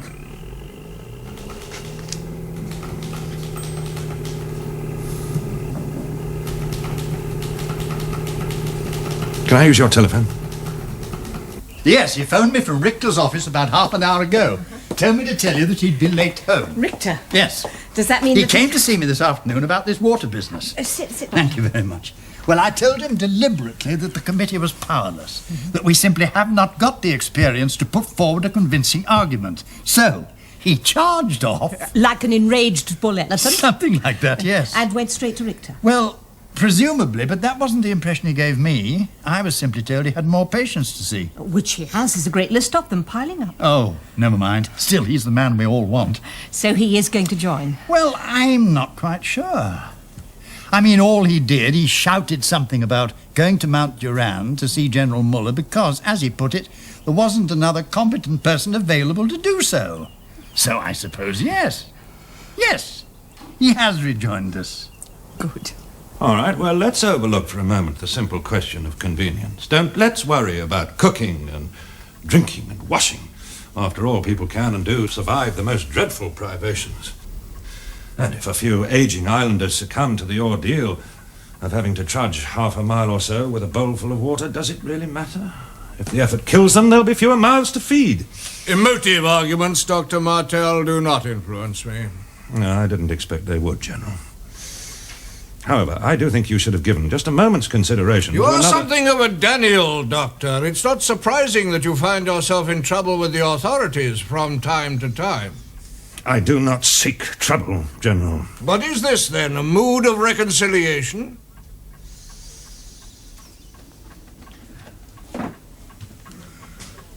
Please go on, if you have more to say. I do seriously wonder, General, if you have given any thought at all to the simple, everyday consequences of this order of yours. You have been outlining them for some time, have you not? Some of them, certainly, yes, but there is one that nobody at all seems to have mentioned yet.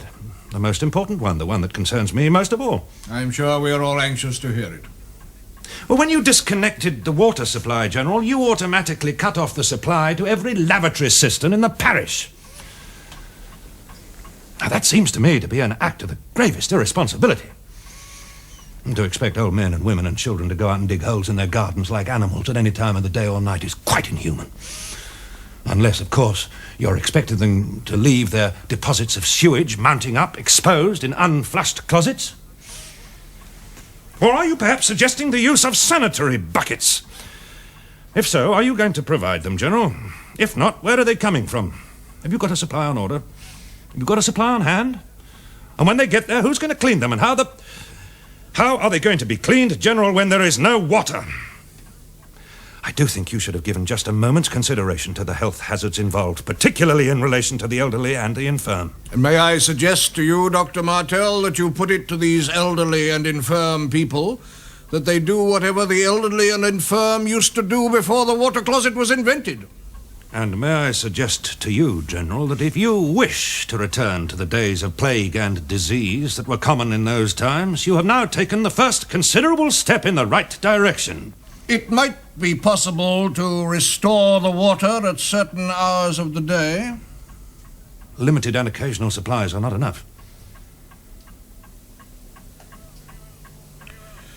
Very well. Withdraw the order forthwith. Herr General.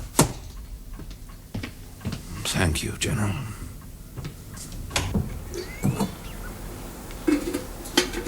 Ollie! We're in here, Philip.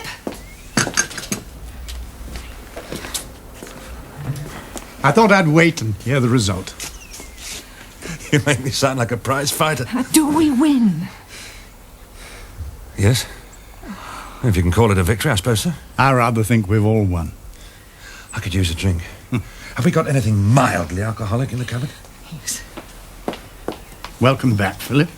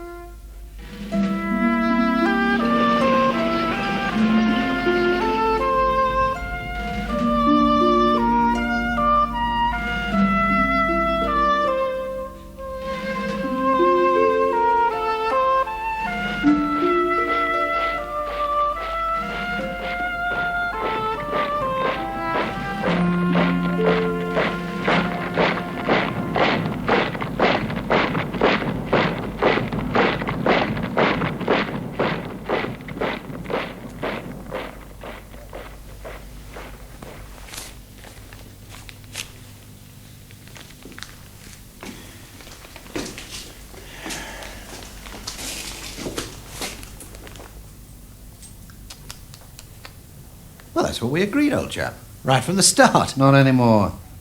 Twice as much. That's ridiculous.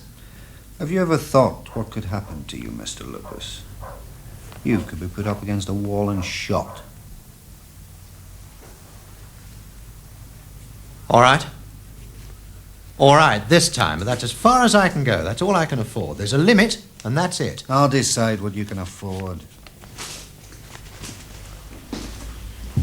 For your part, you can always choose the firing squad, if you wish. That's the dilemma you've placed yourself in.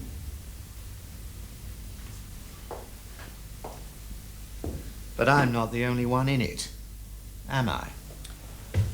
I think, Mr. Lupus, you've just said something you may regret. Now, the rest of the money. I don't keep money here.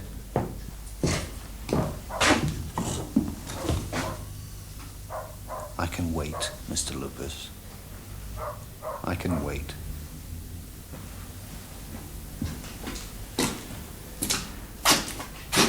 We'll regard this merely as an advance, shall we?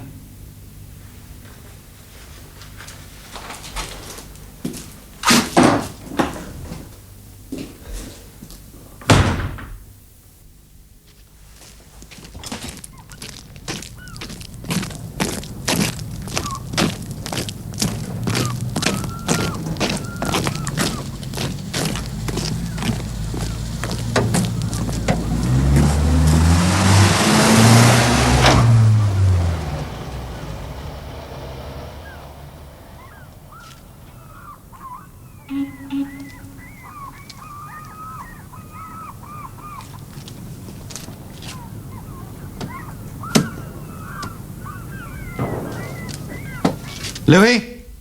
Teddy Lupus. Look, I want you round here as fast as you can. Yes, right away. I want everything cleared out. That's right, everything. I'll tell you when you get round here. And make it fast.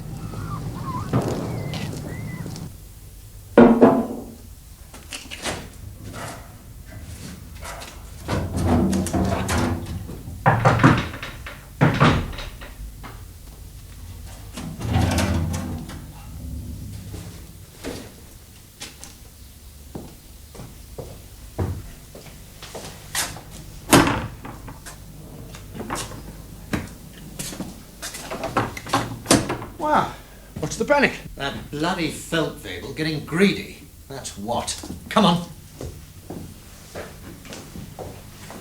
Why clear all this lot out? He's been paid for it. I'm taking no chance of his blowing the whistle on me.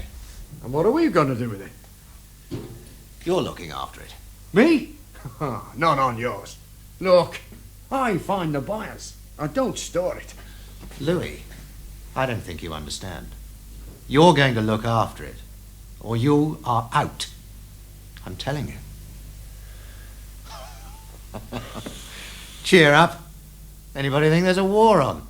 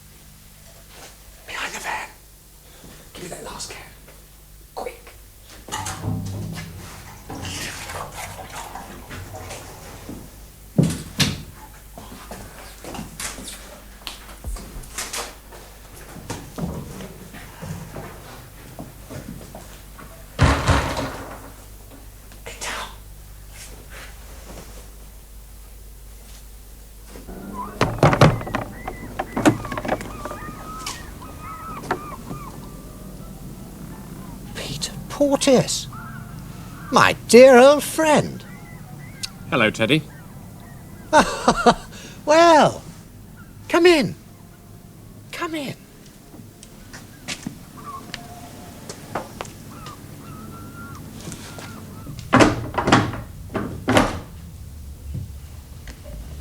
When did you get back? Just now. My God. Must have been awful. You look... Tired? Yes, well, I was just on my way back home and realised that probably I ought to phone first. My dear chap, nothing easier. You know the way. You don't mind? Do I mind? In fact, I'll get the number for you. My God, it's good to see you. It's good to be out of that place. Oh, we're not exactly flowing with milk and honey here, but I'm sure we do offer certain advantages. Mind you, it's got a lot worse while you've been languishing in prison. We really do know what the jackboot means now, I can tell you. Hello, Eileen. I'd know your voice anywhere, sweetheart. What are you doing tonight? Oh, well, you don't know what you're missing. Still, listen, I want to place a very important call.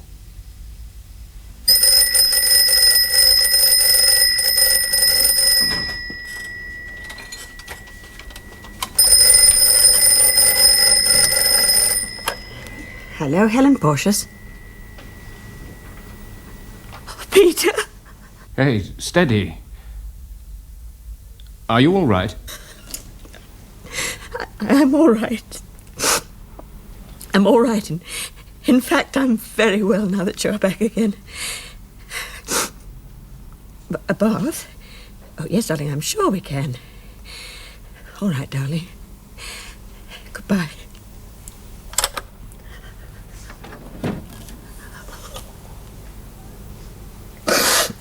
Mrs. Bartlett? I'll clear for the call later. Don't be silly. I haven't got any money on me at all at the moment, but I'll come round another time. Oh, for God's sake, old chap, I can't let my friend use the old telephone. Look, I'd like to pay for the bloody phone call. All right. What's got into you? Nothing. Forget it. Well, you'll feel better when you've been here for a while. I can just imagine what it was like. Can you? I know what those German bastards must have put you through. As a matter of fact, most of the guards in the Cherche Midi are French. Lousy collaborators. They're worse than the Germans, if that's possible. How do you tell a collaborator, Teddy? Recognise what I mean. Well, you can't, can you? I mean, not to be certain. A couple of chaps in the Cherche Midi are pretty certain they know one. We all think we know someone. Eh? Now, for God's sake, man, you're not stupid. Doesn't it occur to you that people talk when they're in prison? There are a couple of men in the Cherche Midi who'd like to kill you, Teddy.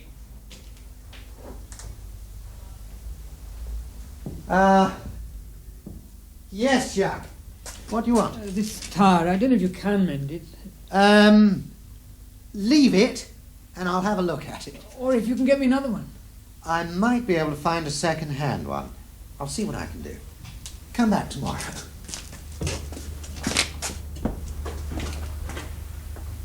Now look here, Peter. If there are people telling lies about me, I want to know who it is. So you can tell your German friends? I don't have any German friends. I tried to get off the island before the occupation, but I couldn't. I'd be fighting them if I'd had my way. I wanted to join the RAF. You're lying. You sat tight and feathered your own nest. Worse, you turned informer. That's not true. Look, those two men in the Cherche Midi, they'll be lucky to come out alive. And you put them there. Forget about the phone call. I don't want your money. Just don't come back. According to one of them, it was you who betrayed Clive Martell. Go home. You're sick. They're not as sick as you. Get out. No, you listen to me. Clive came to you for help when he landed on the island. He was dressed in civilian clothes. He could have been shot as a spy, And you told the Germans he was here. Clive gave himself up. He came to you for help, Teddy. Your own partner and friend. He stood in my house and told me. I'd counted on Teddy. Thought that's where I'd lie up. But he wasn't awfully keen. I told you. He gave himself up. Everybody knows it. But not before you'd set the dogs on him. You'd sell anybody. And now that I'm back, I'm going to make damn sure a few other people know about it too. You come back, I'm not having that. Let go of me! Get out of my way!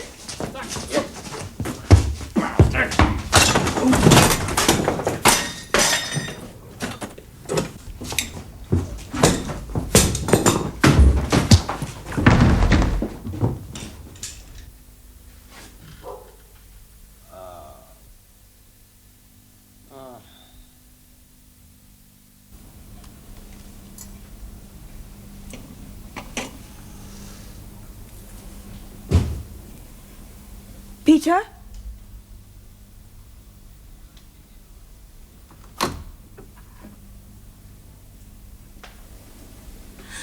Oh, Peter. Oh, darling.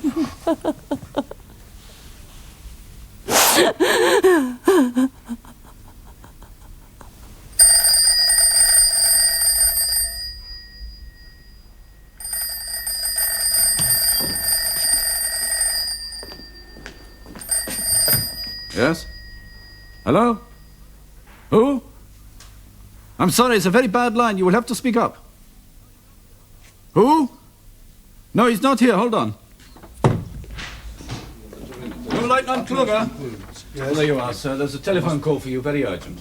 Must be done for the Excuse me. Hello. Hello. Hello? There's no one there. Who was it? I do not know, sir.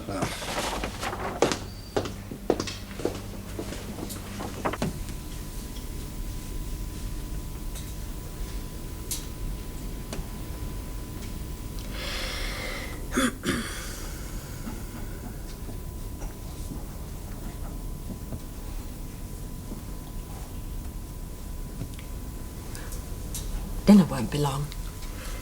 Mrs. Bartley's managed to get something special. Anything will be fine. Tell me about it. I'd rather not. I know I can't share it with you or take any of it upon myself however much I wanted to. But I should like to know. To understand.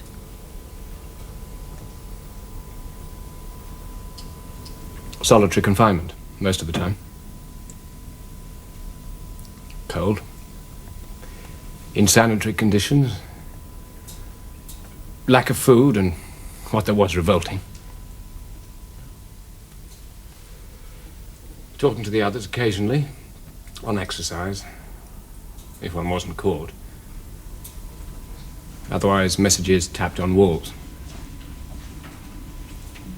Dirt. Vermin. Hardly remember all this. Well, at least it's all over now. Behind you. Yeah. Isn't it? I don't know.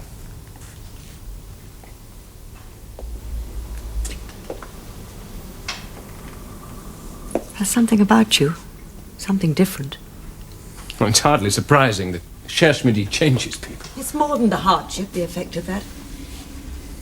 What did they do to you, Peter? No more than they did to Dr. Martell or any of the others. To you? Tell me. It's hard to explain. Well, if you treat men like animals... It's not so very long ago that killing someone would have seemed inconceivable. Now I know it's probably in all of us, certainly in me.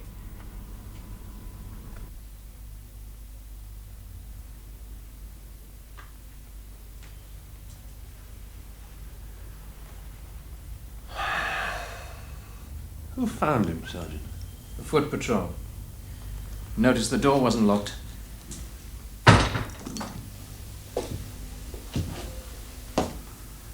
Sergeant Corbett.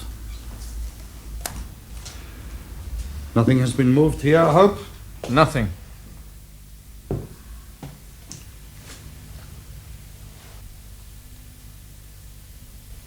Dr. Martel? This should tell us something. You have an efficient fingerprint team, Sergeant? We can manage, thank you. Good. Death is caused by a blow to the head with a blunt instrument. You would agree, Doctor? No, I wouldn't. There's blood on the wrench. Yeah, Mr. Kluger, my duty at this present moment is to establish whether or not life is extinct. No more. Is life extinct, Doctor? Oh, yes, yes. What then is the cause of death? Well, he certainly sustained a nasty crack on the head, didn't he? I won't dispute that. But I'm not prepared to go any further until after a post-mortem has been carried out. But you would not dispute the obvious deduction? I have said everything I intend to at this minute. Not quite, Doctor. We must have the time of death. You surely don't need a post-mortem to estimate that. Ah, yes, well, I think I'd say that on the available evidence somewhere approximately between 4 o'clock and 7 o'clock. Approximate indeed, Doctor. Yes. We needn't detain you any longer. Good. Good night. Thank you.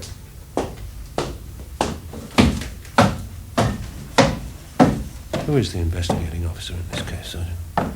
I'd make the same request, Doctor. Yes, but you'd be entitled to.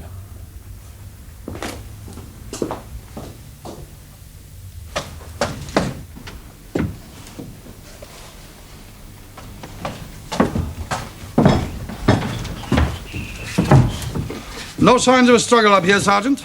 Still, I think your fingerprint people ought to go over this office very thoroughly before it is searched. What are you looking for? Anything. Nothing. Who knows? But not I, Sergeant. We. Oberleutnant Kluger, this case does not appear to me to concern the occupying power. Ah.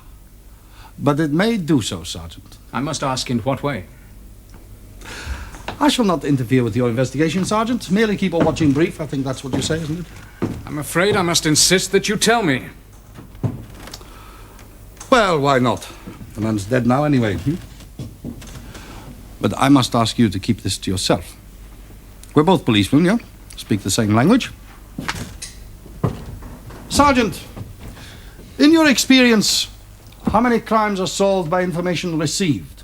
The majority, probably. Quite. So we all need informants. We all use them. Turn a blind eye to a trivial offense, and in return... So Lupus fed information to the German authorities? Oh, no. Not to the German authorities, Sergeant. To me, personally. It's a very personal relationship, Sergeant. You know that. I caught him selling cigarettes on the black market. Just a few cigarettes, does no one any harm. And after that, he was very useful. Oh, not civil matters, Sergeant. That's your concern. Just information I had to have, which could only come from an islander. I see. So you think another islander could have found out? A revenge killing? Perhaps. Possibly not. But until we are sure, as you see, we have a common interest. Oberleutnant, if what you suspect is so, there are a good many people on this island whose sympathies might lie entirely with whoever killed Terry Lupus. I have often sympathized with a murderer myself, Sergeant. But it has never deterred me from bringing one to justice. Whoever he may be. You will do your job regardless, Sergeant. And I will always be on hand to help you.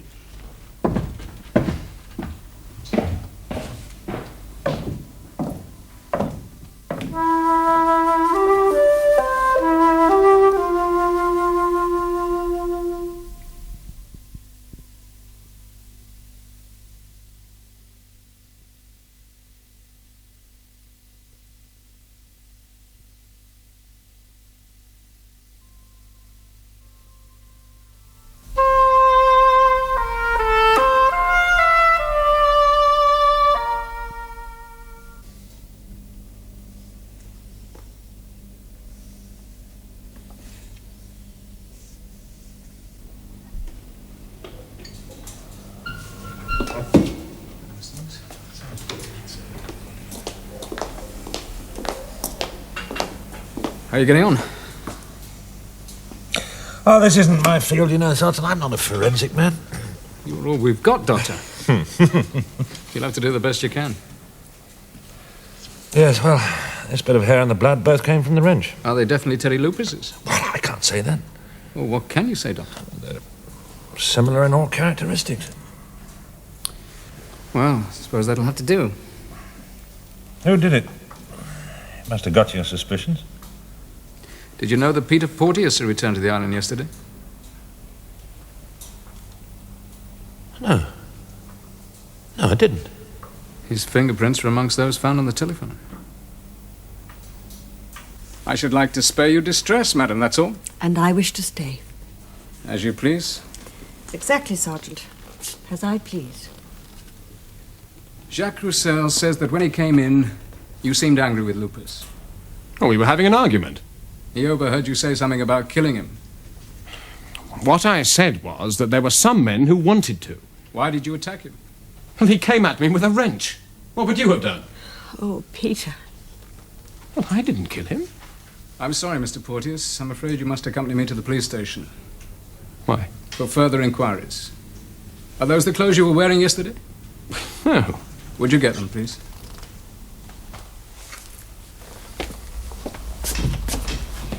You're making a terrible mistake, Sergeant. I hope so, Mrs. Porteous.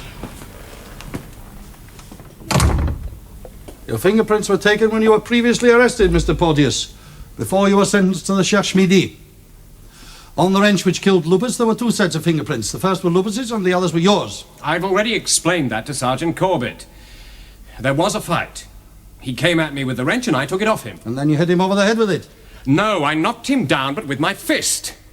And then I told him what I thought of him, threw down the wrench and walked out. Oh, you threw down the wrench? Yes. How far away from where Lupus was lying would this be? I don't know, a few feet, perhaps. A few feet, I see. You admit that you threatened Lupus. You admit that you had a fight with him. You admit that you knocked him down. You admit that you held the wrench. You hit Lupus over the head with that wrench and you killed him. No, look, I've told you. Lupus may have deserved to die. Why do you say that? Because he was one of your creatures.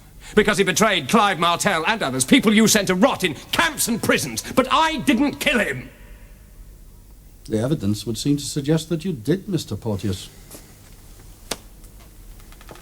And moreover, you appear to have had an excellent motive, of which until this moment I was not aware.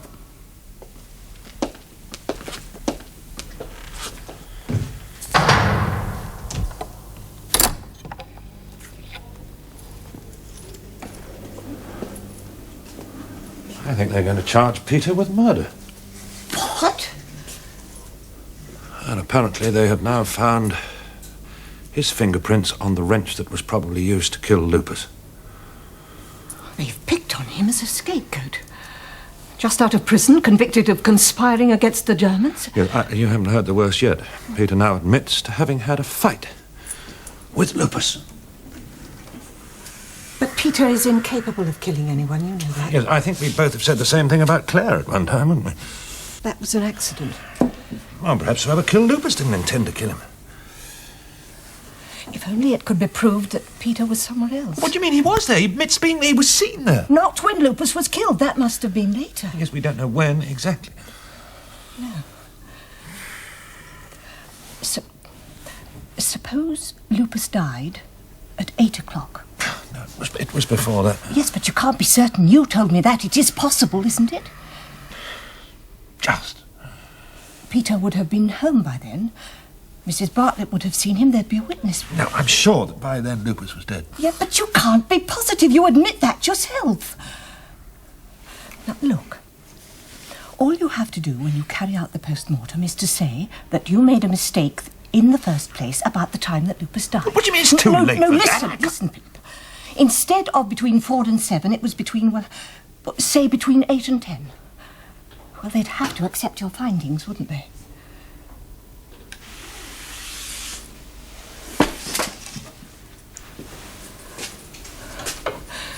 Well? No, I can't possibly say that. Why not? Because it's not what I believe. I don't understand. It seems to me me that the only reason that Peter is going to be charged with murder is because he could have been there when Lupus died. Well, you said the evidence was only circumstantial. Yes, that's true. They are relying on your word, and you are by no means certain, so what does it matter what you believe? We are talking about Peter Porteus's life. No. I did not want to get involved in this kind of responsibility. I mean, in peacetime, we'd have sent to the mainland for a forensic man. Yeah, exactly. But you are not a forensic man, so what is wrong with giving Peter the benefit of the doubt? That's all it amounts Look, to. I can only submit the truth as I see it. Now, as far as I could make out, Lupus died between 4 o'clock and 7 o'clock. That is the best opinion I can form, and that is what I have to say. There's nothing else I can do. Well, I'm sorry, I think there is. Would your conscience be easy if Peter Porteus was executed for murder because you were wrong? Now, it is not my job to decide between guilt or innocence. That's a matter for the courts. British justice under a German occupation? Do you really believe that Peter will receive a fair trial? I was checking Porteous' story as a matter of routine. And I spoke to Miss Eileen Mercer here, who was on duty at the town telephone exchange yesterday afternoon and evening. Eileen, would you tell the Oberleutnant what you told me, please? Did Mr. Porteous telephone his mother from Mr. Lupus's number? Yes, Mr. Lupus asked for the number and I put him through. And what time was that? About 20 to 5. Well, no one is disputing that Porteous was on the premises at that time. Just a minute, please. Were there any subsequent calls made from that number? Only the one. To whom? To Oberleutnant Kluger here at the Kommandantur. To me? Oh, yes, I do remember. I was called to the telephone. But there was no one there. Whoever it was had rung off. Do you know why? No, sir. We were rather busy, and once it was ringing, I dealt with another call. And what time was that call, Eileen? About 7:30. By Lupus? No, it was someone else. You would recognize Lupus's voice? Yes, sir. We always used to have a joke with me whenever he asked for a number. Do you know who did make the call? No, I didn't recognize his voice at all. It sounded sort of funny. How do you mean? Muffled. Distant, indistinct. As though there was something wrong with the line. Perhaps there was. Would you wait outside, Eileen, please? Thank you. I'll be with you in a minute. Just a moment, please. Were there any other telephone calls from Lupus's number during that day? A little after 4 o'clock. There was a short local call. Do you know to whom? Of course. It was a Louis Brossard. Brossard. Local. Thank you, Miss Mercer. Thank you, Eileen.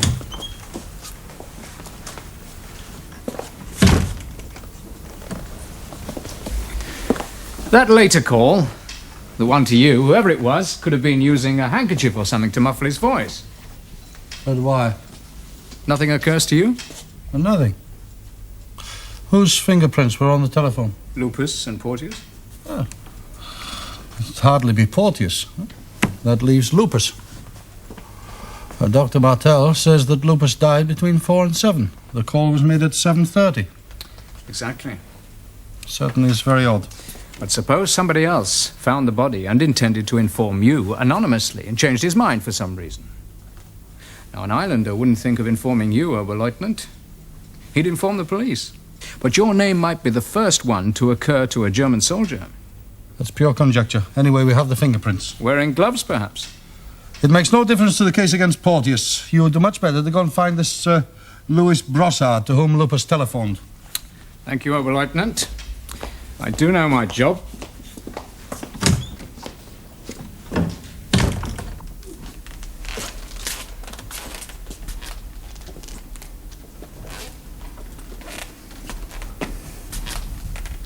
Hello. They said you were coming. How's Mother? How Olive's gone to stay with her. It's very kind.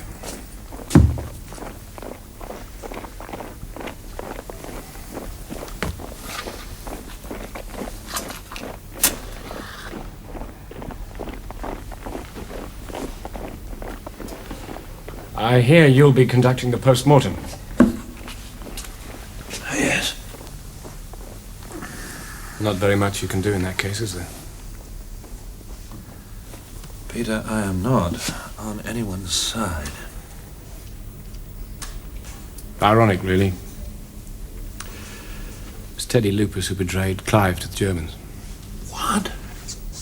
Informed on him. That's why they came round to your house. Good God. All stems from that, really, doesn't it? Clive in prison.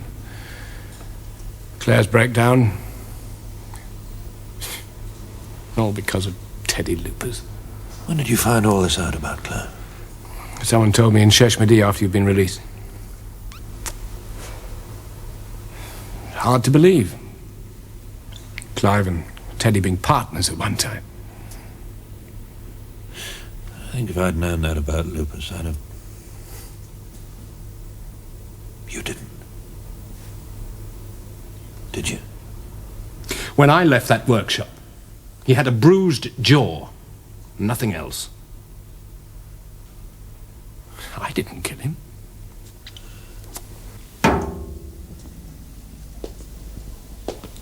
Louis Brossard. You know what it is, the penalty for stealing Wehrmacht stores? Your life. For 150 liters of kerosene. Fair exchange, huh? Come on now, tell me where you got it.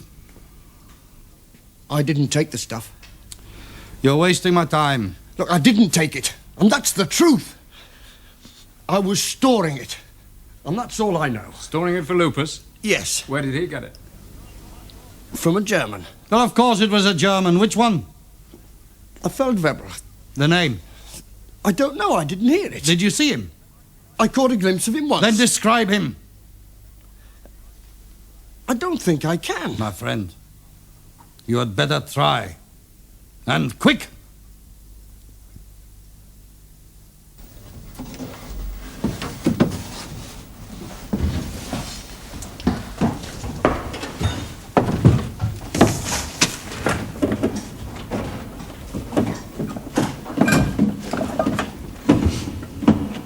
Leutnant Kluger.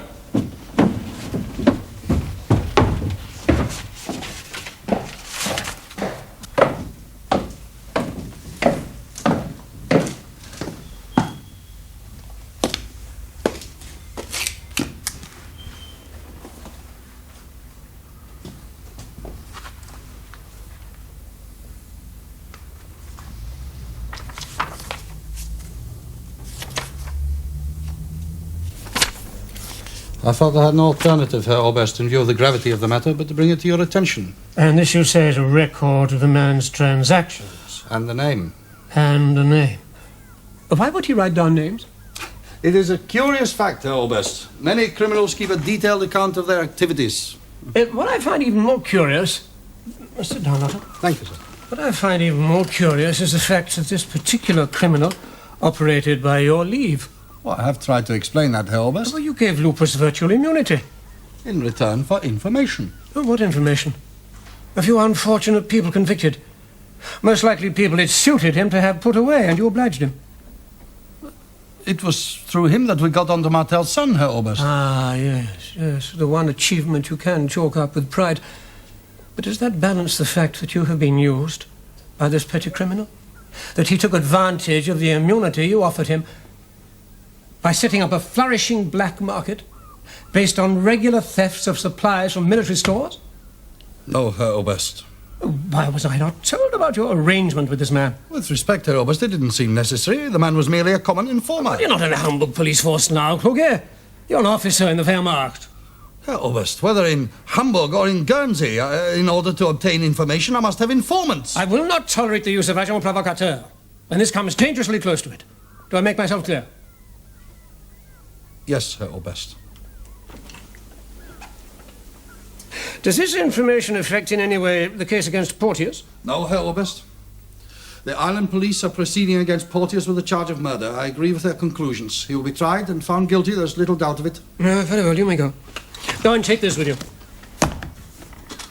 Had you arrested Lupus, instead of coming to an arrangement with him, he would be alive today, and Porteous would not be charged with a capital offence. 2 lives, Kluge. That's the price of your arrangements.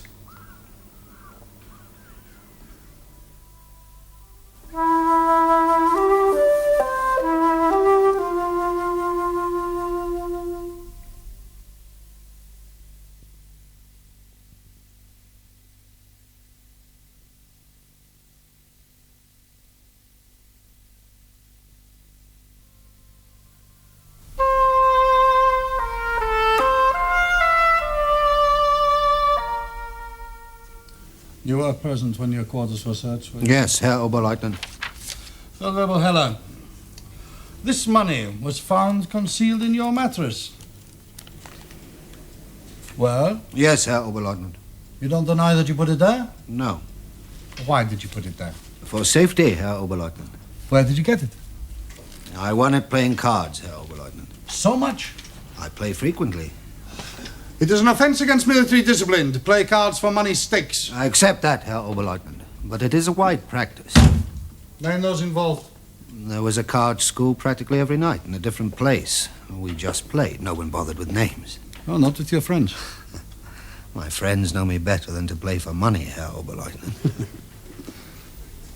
Are you seriously saying that you cannot identify any of the people who lost money to you? There were some, I remember, but they've been posted away. Units are moving in and out all the time.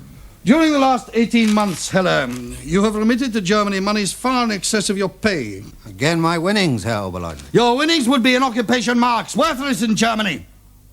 If I was lucky and won a lot, I would buy marks with occupation money from men newly arrived from Germany. That much I believe. Thank you, Herr Oberleutnant. Edward Lupus. Did you know him? Yes. In what connection? He was something of a gambler, too. That's all? Nothing else? No, I have a motorbike at my billet. I used to go to him for spares. When did you last see him? The day he was killed, Herr Oberleutnant. That will be when? In the afternoon.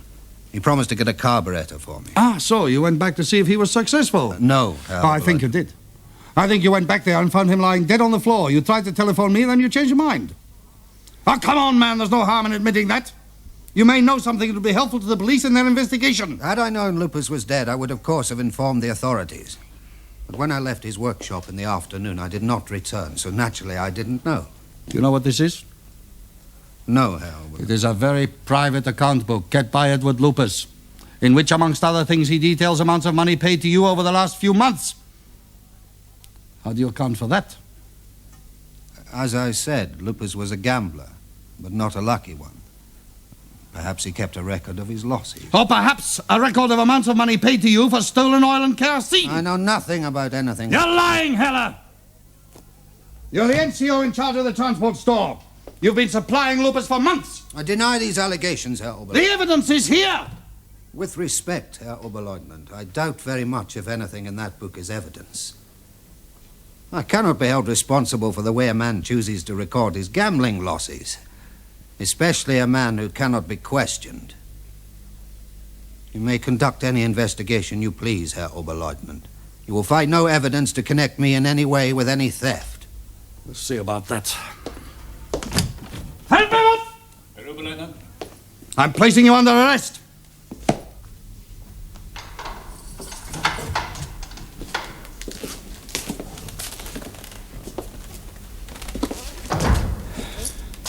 The postmortems today. I'm picking Dr. Martel up soon.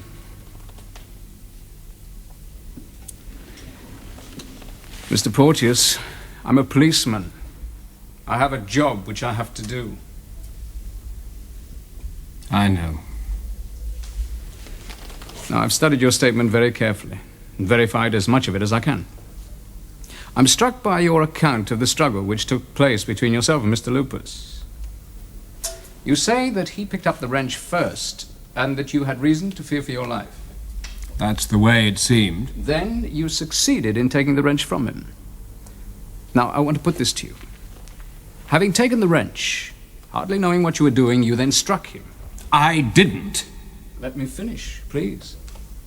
By making your full admission, you could be charged with a lesser offense of manslaughter. The court would take the circumstances into account, the fact that you were acting in self-defense. From what has emerged, there will be a good deal of sympathy for you. The sentence will be relatively light, a few years in prison, no more. But murder is a capital offense, Mr. Porteous, you know that.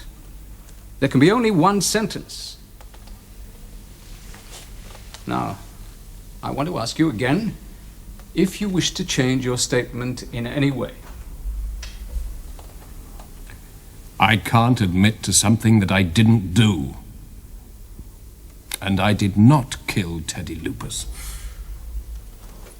I see. Well, I'm afraid I've done all I can.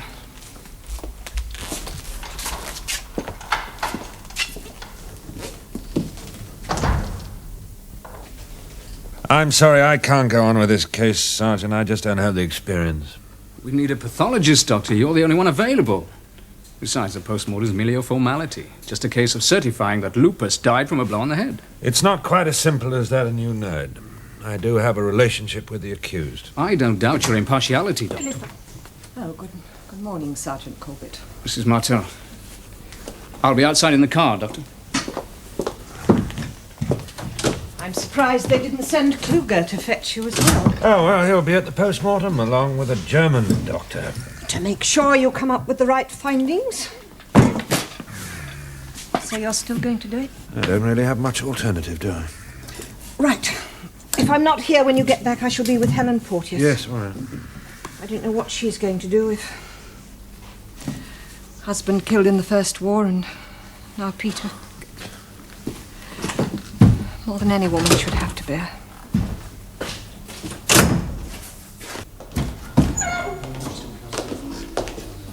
Dr. Martel.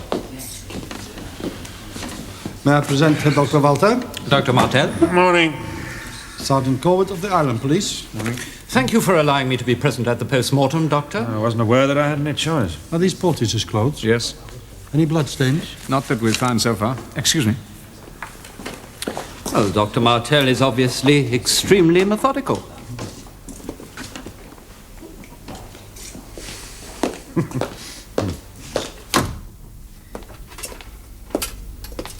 Here we are, Helen. Oh, Olive, you shouldn't have troubled. Mrs. Bartlett says you've hardly eaten anything for 2 days. You must have something.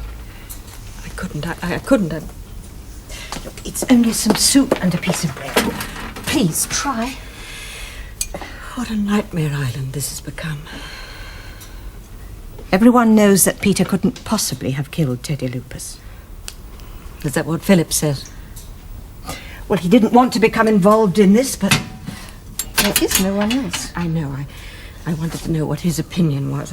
Well, you know what he is, professional etiquette. And because he might have to give evidence, he won't express an opinion, even to me. So much has changed. Peter's changed. My kind, thoughtful, considerate son. Oh, he couldn't kill anyone, I know that. Yet the night he came back, he said that he now knows it's in him to kill someone. You mustn't even think that, much less say it. That's the sort of thing that could be misinterpreted. By the police, do you mean? Oh, I haven't said anything about it to them, of course not. And I know. In my heart, I do know, but I can't help thinking. Oh, Helen. Well, there's no doubt in my mind at all. Technically, perhaps that may be so. Then you agree? By implication, the real cause may be otherwise. Yeah, I'm not concerned with implications, only facts, and the facts are here. Indeed. Indeed, that is so. But it is a fact, is it not, Doctor, that the extent of cerebral contusion and consequential compression from the blow would have led to a reversible coma. Yes, I don't dispute that for a moment, but surely it's a question of which comes first, isn't it? That's what I've got to certify. I take it that's how things proceed in your country? Yes, it is. Then we are agreed. Yes, I agree.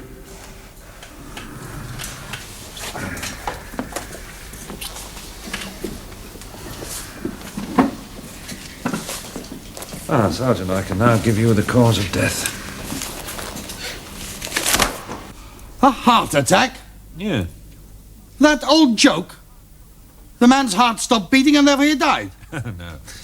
No, Lupus's heart was diseased. He suffered a massive coronary. It could have happened at any minute. Well, what about the blow to the head? The blow to the head was not the cause of death. Dr. Walter? Technically, that is the case. But it could well be that the coronary was brought about by the exertions of the struggle, followed by a severe, if not immediately fatal, blow to the head. Yes, that is pure speculation, isn't it? Which, of course, is not my concern. No, my findings are that Lupus died from natural causes. Now, whether that is acceptable is up to the courts. Well, as you are the prosecution pathologist, Doctor, I hardly see how your findings can be questioned. It seems that you're no longer dealing with a murder case, Sergeant. The only charge I can see is one of assault. And whether that is the case for the British courts is another matter. What does that mean? Well, it means that we took some scrapings from underneath Lupus's fingernails. When a man's engaged in a life-and-death struggle, he would be likely to tear at his assailant. In this particular case, we found no traces of either skin or blood. Well, of course not. Porteous wasn't marked. No, what we did find under his fingernails were some fibres of material. From Porteous' clothes? No. Someone else's? Whose? Our Sergeant Corbett has conducted the tests.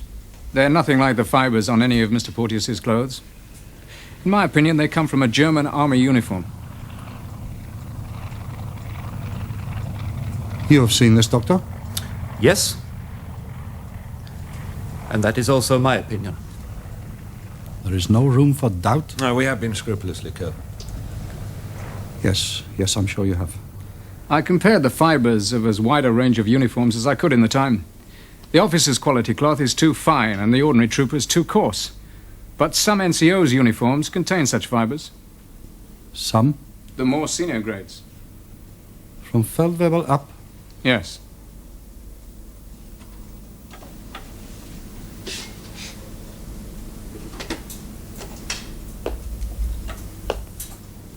You're not trying to make a theory fit a fact, are you, Sergeant? No, sir.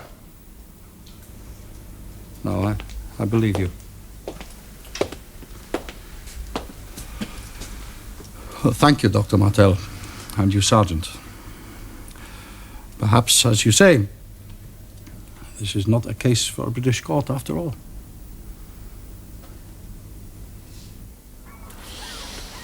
Can you prove any of this? Oh, about the black market activities, Herr Oberst, I can prove nothing. Heller covered his tracks too well. Yeah, but you just said you think he killed Lupus. Surely you can prove that. But Dr. Martel has certified death as due to natural causes, Herr Oberst, and is backed up by our Dr. Walter. There is no murder charge. The only thing I can proceed with against Heller is a charge of assault. Well, so what you're telling me is because of the evidence of both doctors, there's nothing you can do about Heller? Little or nothing, Herr Oberst. That's correct. You're no longer under arrest. There are no charges, Herr Oberleutnant? Only one, I'm sorry to say. Feldwebel Heller, by your own admission, you have been waging money on games of chance, contrary to military discipline. Your superior officer has been informed you're derated to ordinary soldier with immediate effect. But, Oberleutnant, it is a petty offence. Heller, we both know it is not for that, don't we?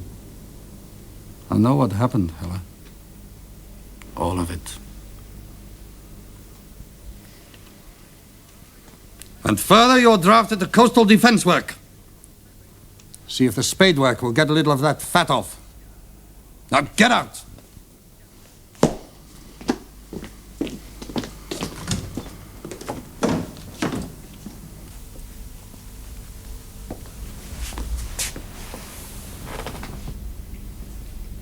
Santé.